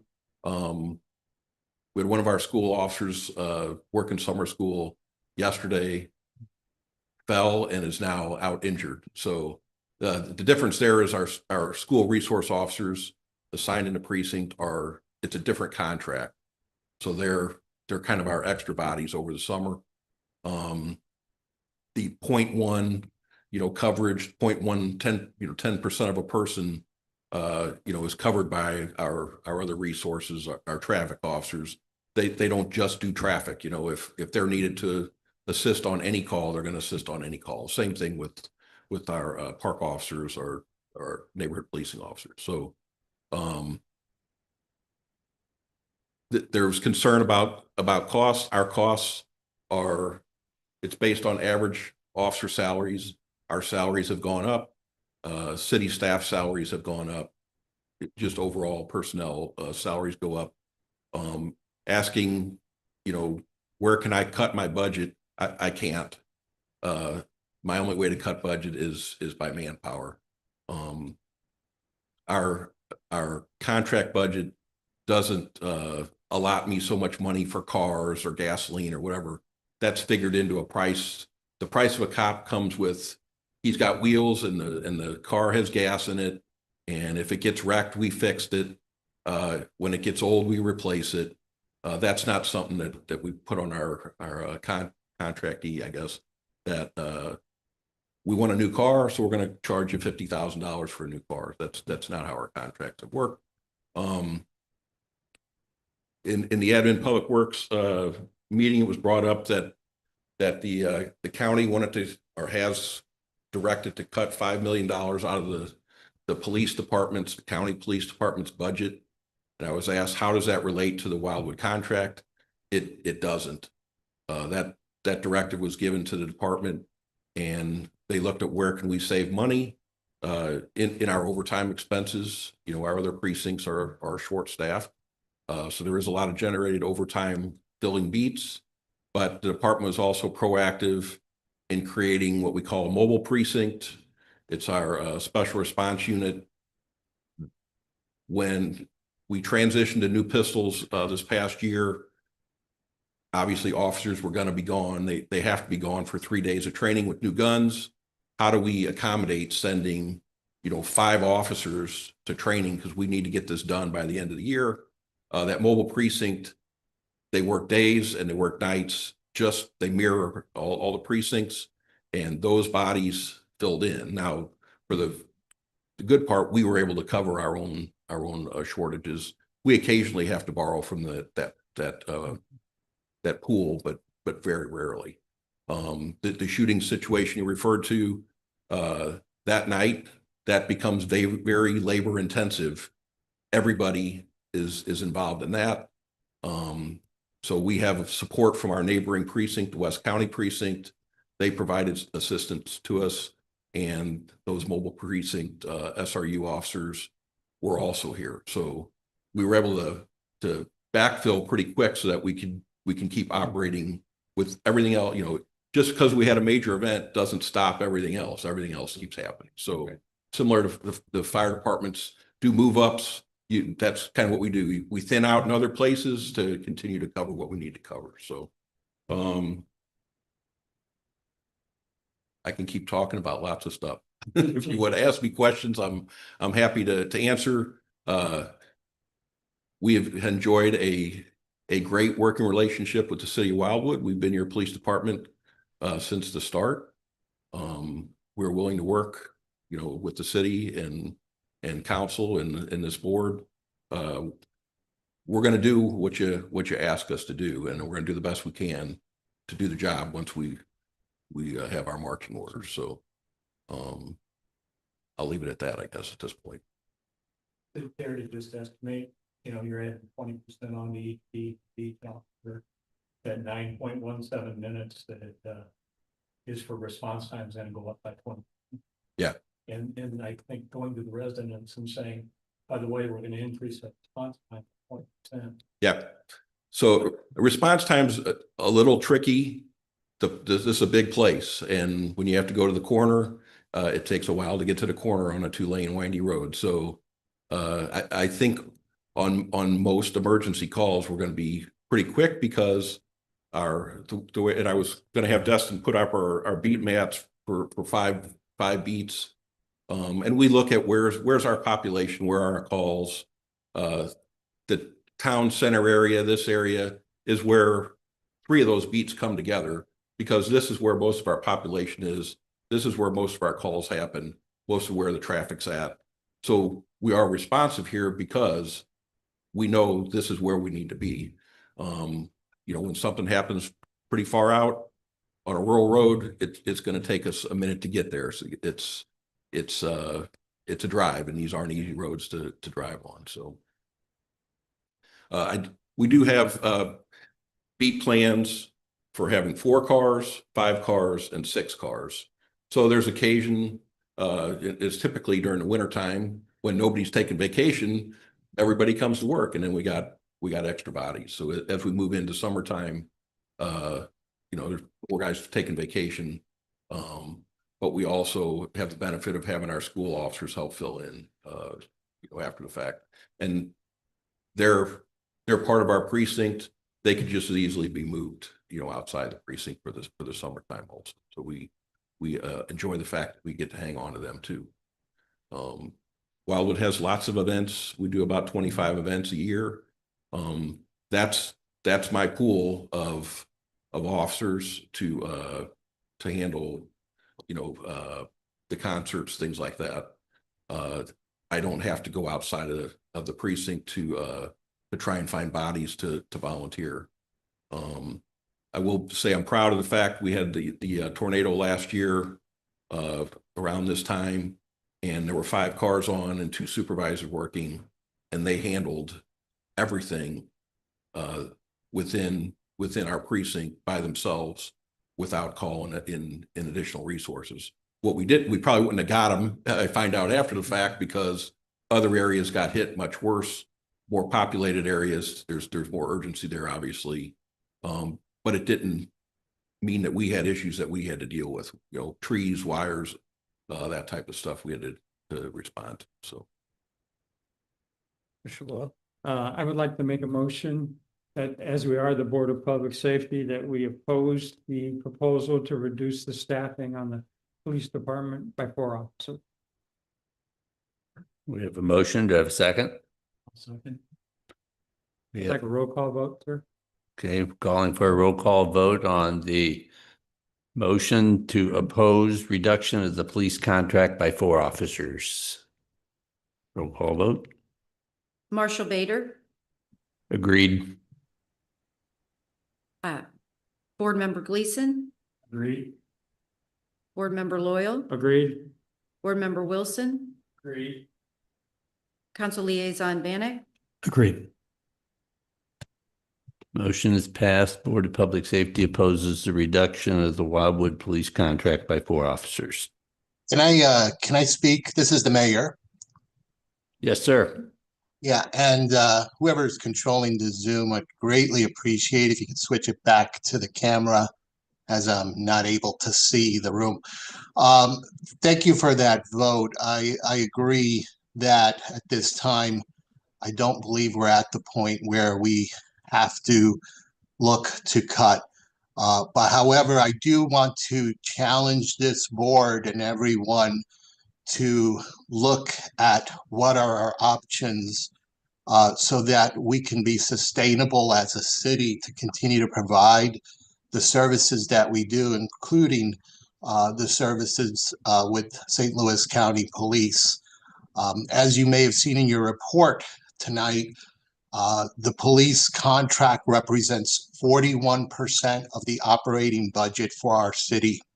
So it is a significant budget item for our city. And the reason too that this is a topic of discussion by the council has been because of the increases in costs, not just solely with the police budget, but we're seeing increases with our costs across the board.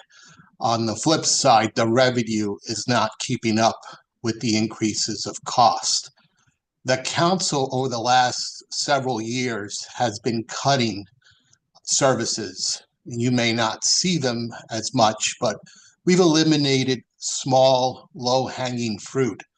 But at some point, we will run out of those small items, and we will then move on to cutting probably more significant items that will affect our residents. So therefore, that is not sustainable. We cannot survive as a city like that. We my biggest worry related to the item tonight isn't really the service provided by the St. Louis County Police. It is St. Louis County. As you are aware, the county, the budget is not in a good place. And what I've seen reported is that they will look at contracts like this in the future. And so I anticipate that the increases that we've been able to tolerate up to now are not going to continue to be this way for us. And that percentage of our budget, which again is a big chunk, the 41%, will increase further. So I do agree with a lot of the comments that you said tonight. We cannot sacrifice the service, the police services that are provided to our residents. In fact, I would say we probably could use even more, because I think our residents love being protected. And we are very fortunate that we have a great police force with Captain Mundell. I truly appreciate what he does. But I do worry about the future, because, you know, we're in a point, we're in a path where things are not going to be sustainable across the board. And I think that's a challenge really for everything in our city. It's not just a police contract, but it's other services that are handled by the various departments. So I do believe, as someone mentioned, maybe at some point we will have to go to the voters and say, if you want to continue to get the kind of service, like, for example, the police contract, then there will be an additional cost. And I don't believe our voters will say no to that. I mean, I'd like to believe that, but we've also seen over the past year or two, voters say no to the fire district. They've said no to the school districts. So we're not going to be immune with that. I do think that, you know, voters, unless the environment changes, they're going to be less inclined to want to give districts, municipalities more money. So we're going to continue to get squeezed. But I do think that this group, and as well as the council, do need to look at what is the sustainable path going forward to us to be able to handle increases coming from the county, as well as the cost increases that we deal with city services. This past year, we cut items from the budget, not the police budget, but items from the general budget.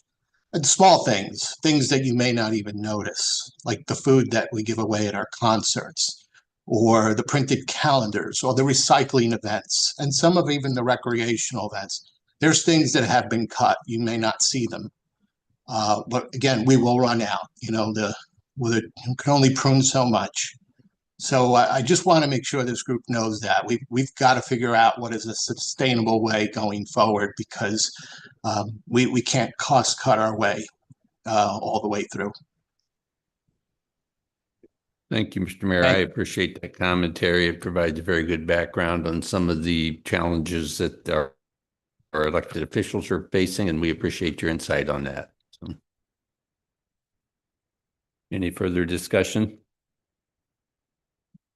Next item of business is a review of existing regulations for pedal-assisted e-bicycles and self-propelled motorized devices.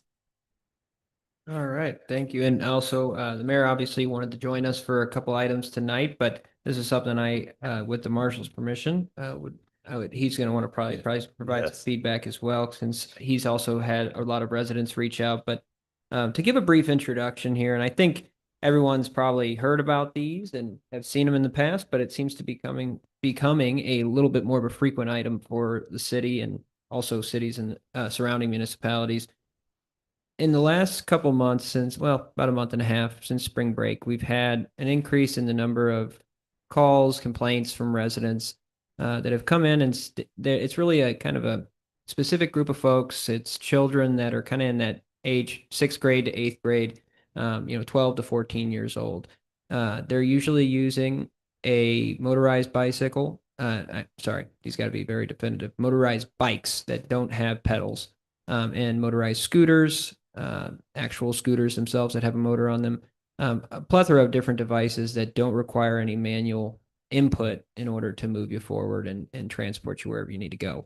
The city of Wildwood currently has some pretty stark restrictions for those types of devices. So that part, I think some clearer definitions, which is included in the report tonight, most definitely could be done under our current traffic code. That said, where we kind of get into a little bit more ambiguous area that is a little bit more difficult to regulate, just given the guidance from the state, but also, asking the question, if you ban it for, one person, does the 80-year-old that uses the e-bicycle to ride up a hill that they are no longer able to ride, maybe it keeps them into the biking game for a little bit longer, whether or not those should be regulated further. Because right now, when it comes to e-bicycles, we treat them, as long as they're not equipped with a motor that's making them go 50 miles per hour, which typically they're not, they're these class ones.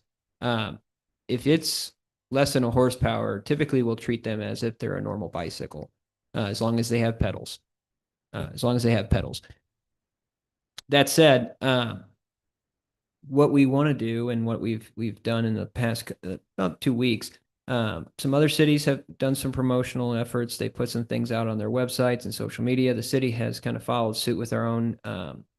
We're trying to figure out, and when we did a review here, we worked with the police department to put together kind of a one-sheeter, if you will. When they visit and they stop one of these kids that may be riding, one of these illegal devices on a trail or on a sidewalk, they're able to, when they get back to the parents, they have kind of like a cheat sheet of what our code states.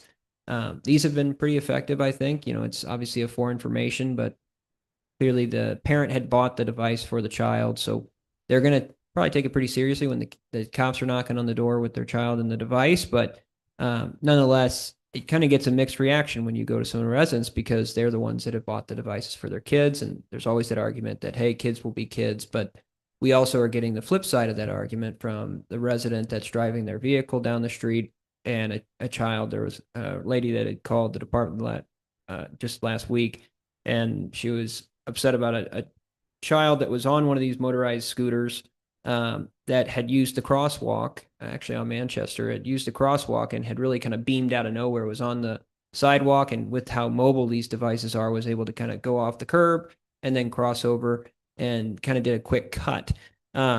She was driving her car, and she was concerned. She almost hit the child. So at the end of the day, she was very concerned that these kids are not following the proper traffic protocol. In this case, she had said that she didn't think it was an actual e-bicycle, it's actual little moped looking thing. But that said, the idea is right now our code has multiple provisions that outline and ban some of this. So just as a reminder, in case residents are listening at home, if you don't have pedal assist, so no pedals on the device, and it has an electric motor, that needs to be registered. It's just like any other vehicle. It's a motor vehicle under the eyes of the city code. So you would need to be a valid driver, have a valid driver's license, have it registered, and then also have proof of financial stewardship, so some type of insurance for the device. Where the department thinks we could possibly clean that up is just adding some definitions for motor vehicle to more clearly specify these devices. The state actually has some pretty helpful definitions, but once again, they kind of default back. If it doesn't have pedals, they're defaulting to the definition of motor vehicle. So that's where we derive our power in the first place. So that's one. So we could add some additional information there. In the report, we have a bunch of different links in there to give you the exact code provisions we have, but a lot of these are actually included under our Parks and Recreation Code. And an idea that we had talking with the team was possibly taking these code provisions that we have spread out within our Parks and Recreation Code. Then we obviously have the provision about the motorized devices within our traffic code, possibly creating or adding to an existing chapter all the regulations about these additional motor vehicles in one place. So when a resident goes to look it up, or if they need to reference it, it's all very easy to digest, very easy to understand. It's all there, and it uses the state's framework as a guide with their definitions. Give everybody a little bit of an update there on the state side. The electric bicycle side, there's 3 different types. There's class 1, class 2, and class 3 e-bikes. The class 1 e-bikes, those have pedals and they don't have a throttle or anything along those lines. You practically can ride, and as you push the lever as you're pedaling, it produces additional energy, and you can go up to about 20 miles per hour without on a flat surface without any additional assistance. The Class 2 e-bikes, which, and those ones, just a quick note, they're not necessarily as much of a concern, and I think the state treats them just as if they were a normal bicycle, because they do have that kind of the sweet spot of adding the benefit for the individual that wants to still ride their bike, but maybe they, can't ride like they used to. This kind of allows them to kind of equal out, if you will. The next two, the Class 2 and the Class 3, they're a little bit different. So the Class 2, they have pedals too, so they're still normal. That said, they also, when you're pedaling, that doesn't necessarily matter there. It has a throttle that will allow the individual, if they're pedaling or not, to move that device forward. And they also have a governor at 20 miles per hour, so at least it does cap off the max speed. So you won't be able to throttle any further if you're going over 20. So if you're going down a hill, it would kind of stop you in your tracks, other than the natural velocity of going down the hill. The Class 3 are the other one that is somewhat concerning, and these kind of these include pretty much the faster models. These are probably the more expensive ones out there, but they are getting cheaper every day. They are the same as Class 1 in every respect, as you have to pedal to get the e-motor to kick on, but these can go up to 28 miles per hour. So these are starting to get closer to a roadway speed. So something we did when the state had approved these regulations back in 2021, we did approve, and the state provision was very clear that the cities have quite a bit of control on pathways and trailways. So we did go in and we regulated the use of we didn't necessarily call them Class 1 e-bikes because we didn't have that definition down pat, but we called them e-bicycles with over a horsepower, so 750 watts of electricity that the motor had. If they are over that limit, then they were not allowed on our trails nonetheless. But if they were less than that, which would kind of encompass the Class 1 e-bike, that whole subsection, then those could go on the trail, but there were some provisions that were included, something like you can't have multiple riders riding on the trail with that type of e-bike. You can't have someone under the age of 16 without a parent or guardian watching out for them. You couldn't have, in this case too, you had to follow, really you defaulted back to all the bike etiquette that's currently in the code. You would need to make a noise or some type of signal when you're coming up behind someone, when you're going around. It kind of just helped kind of polish out and improve how these Class 1 e-bikes should be used on our trails. So the department wanted to bring this up, kind of give some background tonight, open it up to the board here too. But we believe it might be a good idea to go in and do a couple things. One, make sure that it's very clear, because we did do a post on our social media page the other day, and there was confusion amongst what is an e-bike and what is an e-bicycle, what is a mini bike, what is an e-scooter, all these different terms.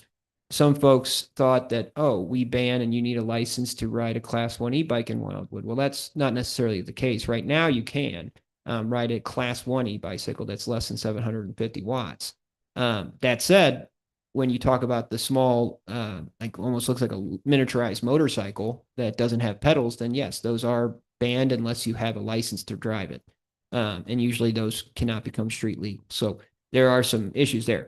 That said, the request here is that we would go in and pretty much provide better definitions for what these devices are, and then take the code provisions that exist, build off them, and come back to this board with a recommendation, most likely going to be just some clear code provisions, and also having them all probably move to their own subsection of the code, so that possibly moving it under the traffic code too for enforcement reasons instead of the Parks and Recreation code.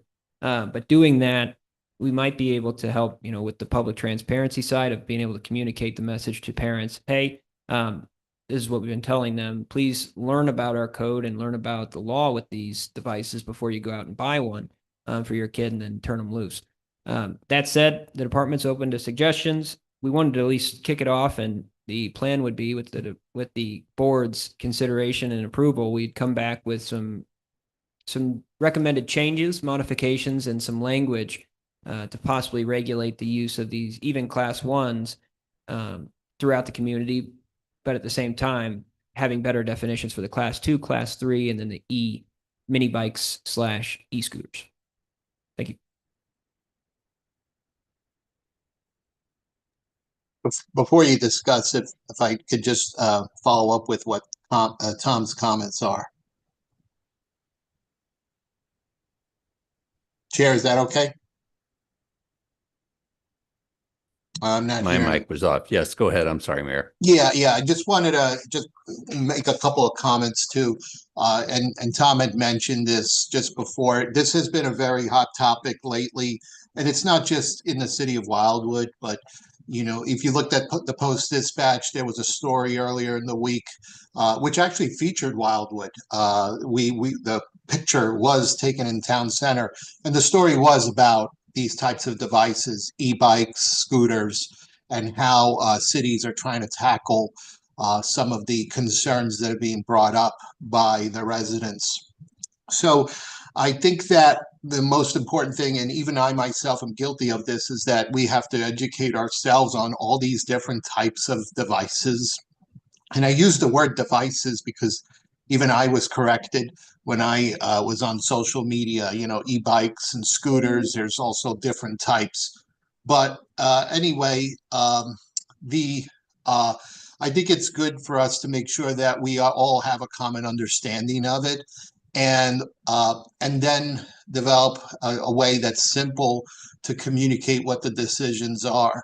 I do think it's also important that we have to find the right balance, because not everyone is breaking the rules. We have good law-abiding citizens that are respectful, that will follow the laws.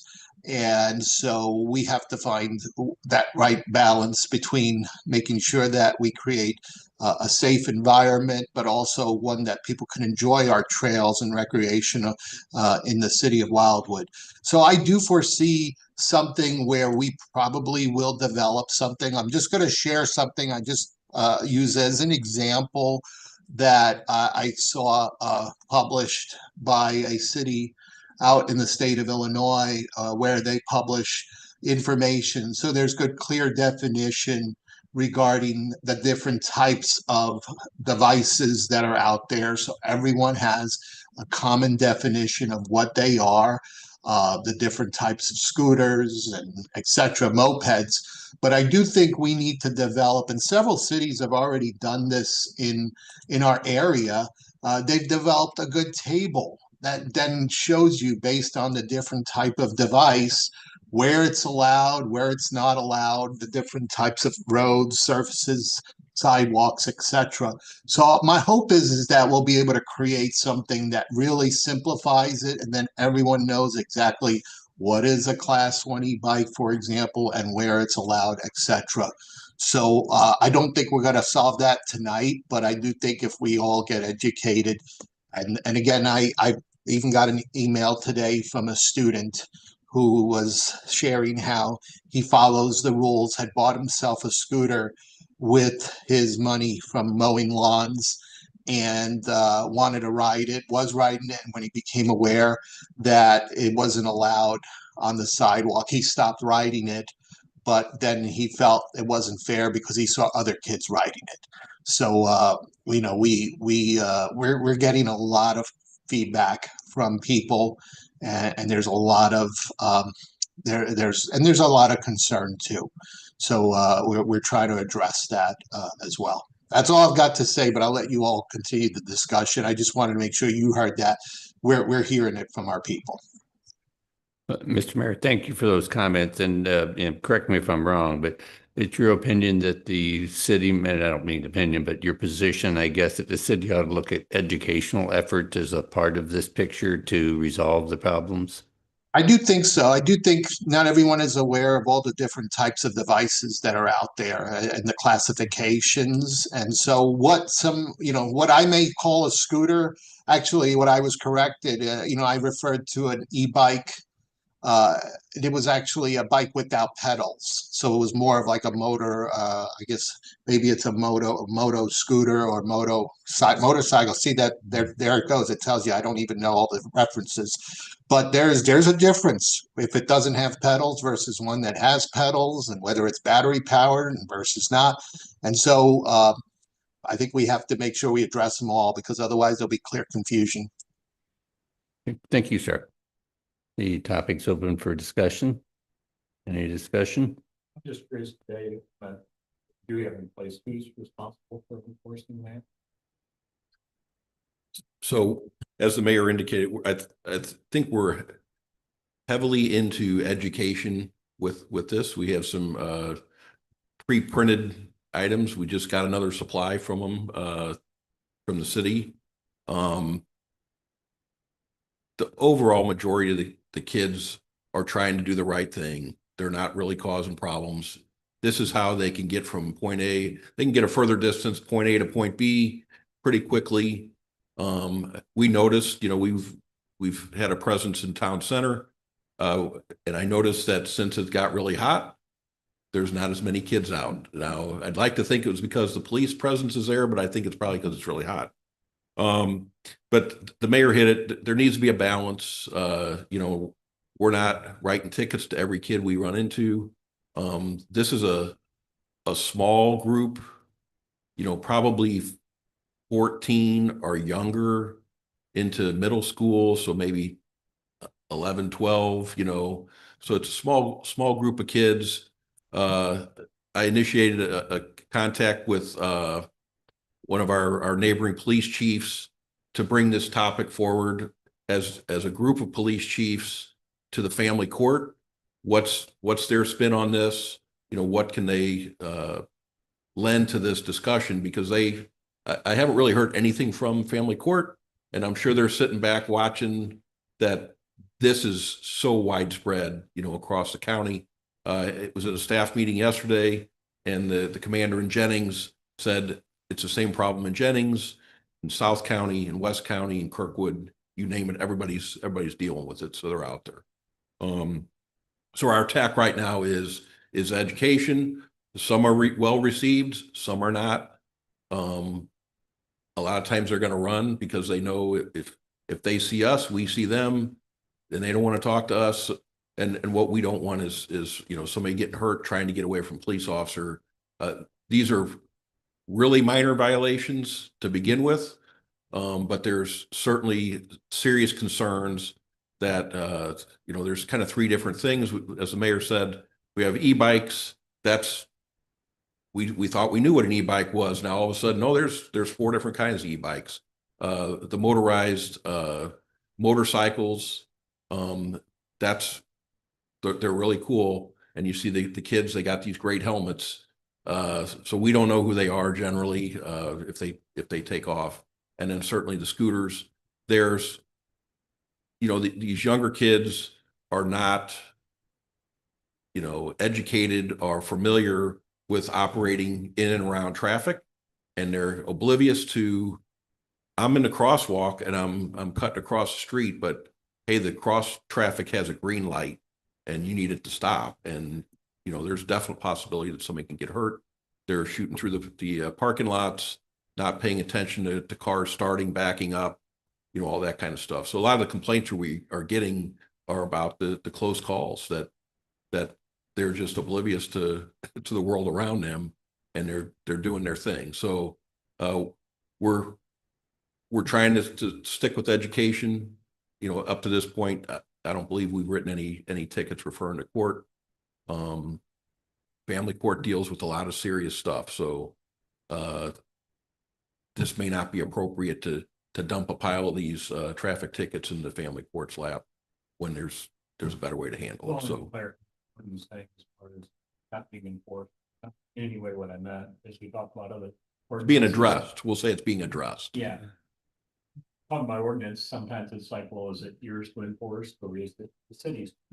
Those type of things. Weaves through there, it seems, as to who's really responsible. Not that it's not happening, but as we develop something, who owns trying to implement? Well, and that you bring up a good point there, and that's kind of getting back to if we were to want to make some changes, the current code with it being under Parks and Recreation, the police can definitely still enforce that code, but it gives it a little bit more teeth if it was something that was placed under the traffic code. So that's just something to consider too. But typically, unless this would usually be a police matter. If there was a call even to the city, we would tell them to call the police. Well, I like the educational aspect of it that the mayor brought up. I think that's a strong push in that direction.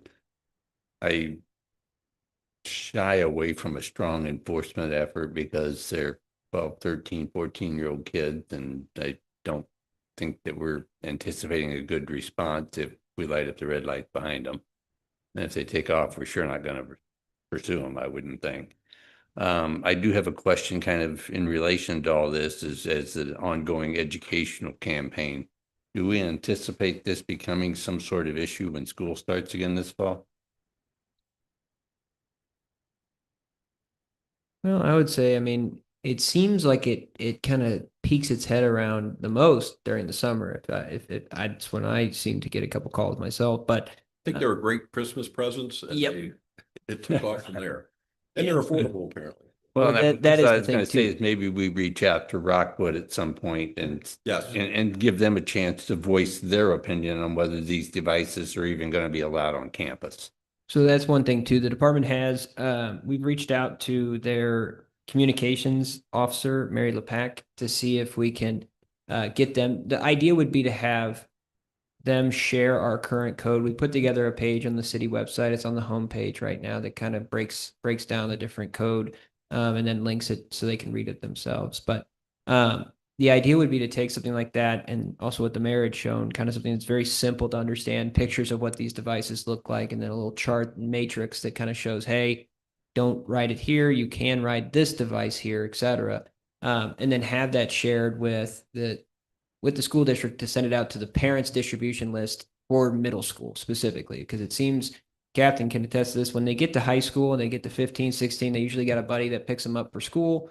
They're driving vehicles. So in that case, they're getting a license. They're doing the thing that they need to do to be driving legally. And they're not, these are kind of replacing the old, back in the day where it would just be a bicycle or skateboards. It's kind of the new wave, but these things have a little bit more of a kick to them. They can go a little bit faster. One other thing that, I mean, they are great transportation, and I'd be curious to see what Rockwood is going to have input on this, because with the reduction of of school buses, this is how kids get to school. If mom and dad isn't driving them, having a good, reliable scooter or motorcycle, and we were seeing more and more bike type things around the school at the end of the school year. That's how the kids are getting to school. It gets them there quickly, efficiently, and pretty reliably, as opposed to walking or pedaling a bike. So yeah, we are looking to talk with the school district and hope they have some support and input on this too.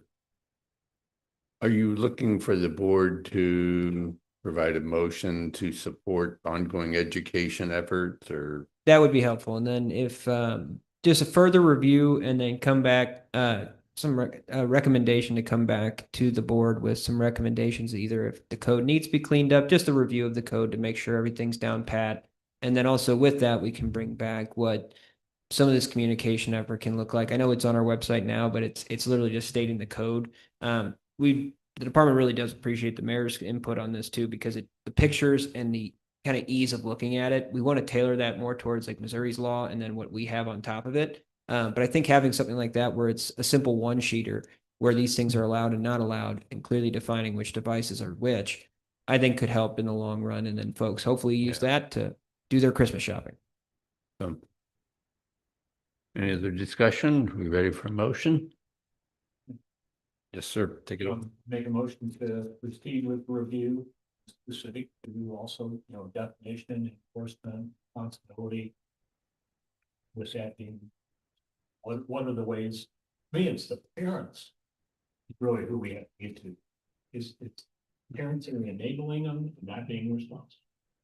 That's where it's sitting. And that's a tough one to crack. That is. So I'm going to narrow this down and say the motion has been made to support the city's ongoing effort regarding education and selected enforcement, if necessary, of existing ordinances. Is that sufficient for you? Yes, that would be covered too. Review. That, yeah, if you don't mind adding the code component in there. Okay, hope I can remember what I said. All right, we're gonna make a motion that the board will support the city's effort regarding e-bikes related to ongoing education, clarification of existing rules, and exploration of the city's code. Perfect. All those in favor? Aye. I'm sorry, I need a second for that. Second by Mr. Loyal. All in favor? Aye. I, All opposed? Motion carries. That closes up our section on new business. We have no items under miscellaneous. Our proposed next meeting date is August 13th of 2026.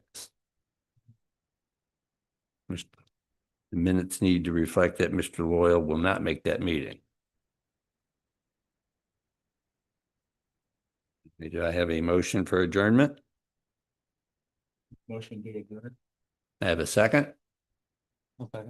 All in favor of adjournment? Aye. Aye. Any opposed? Motion carries. The meeting is adjourned.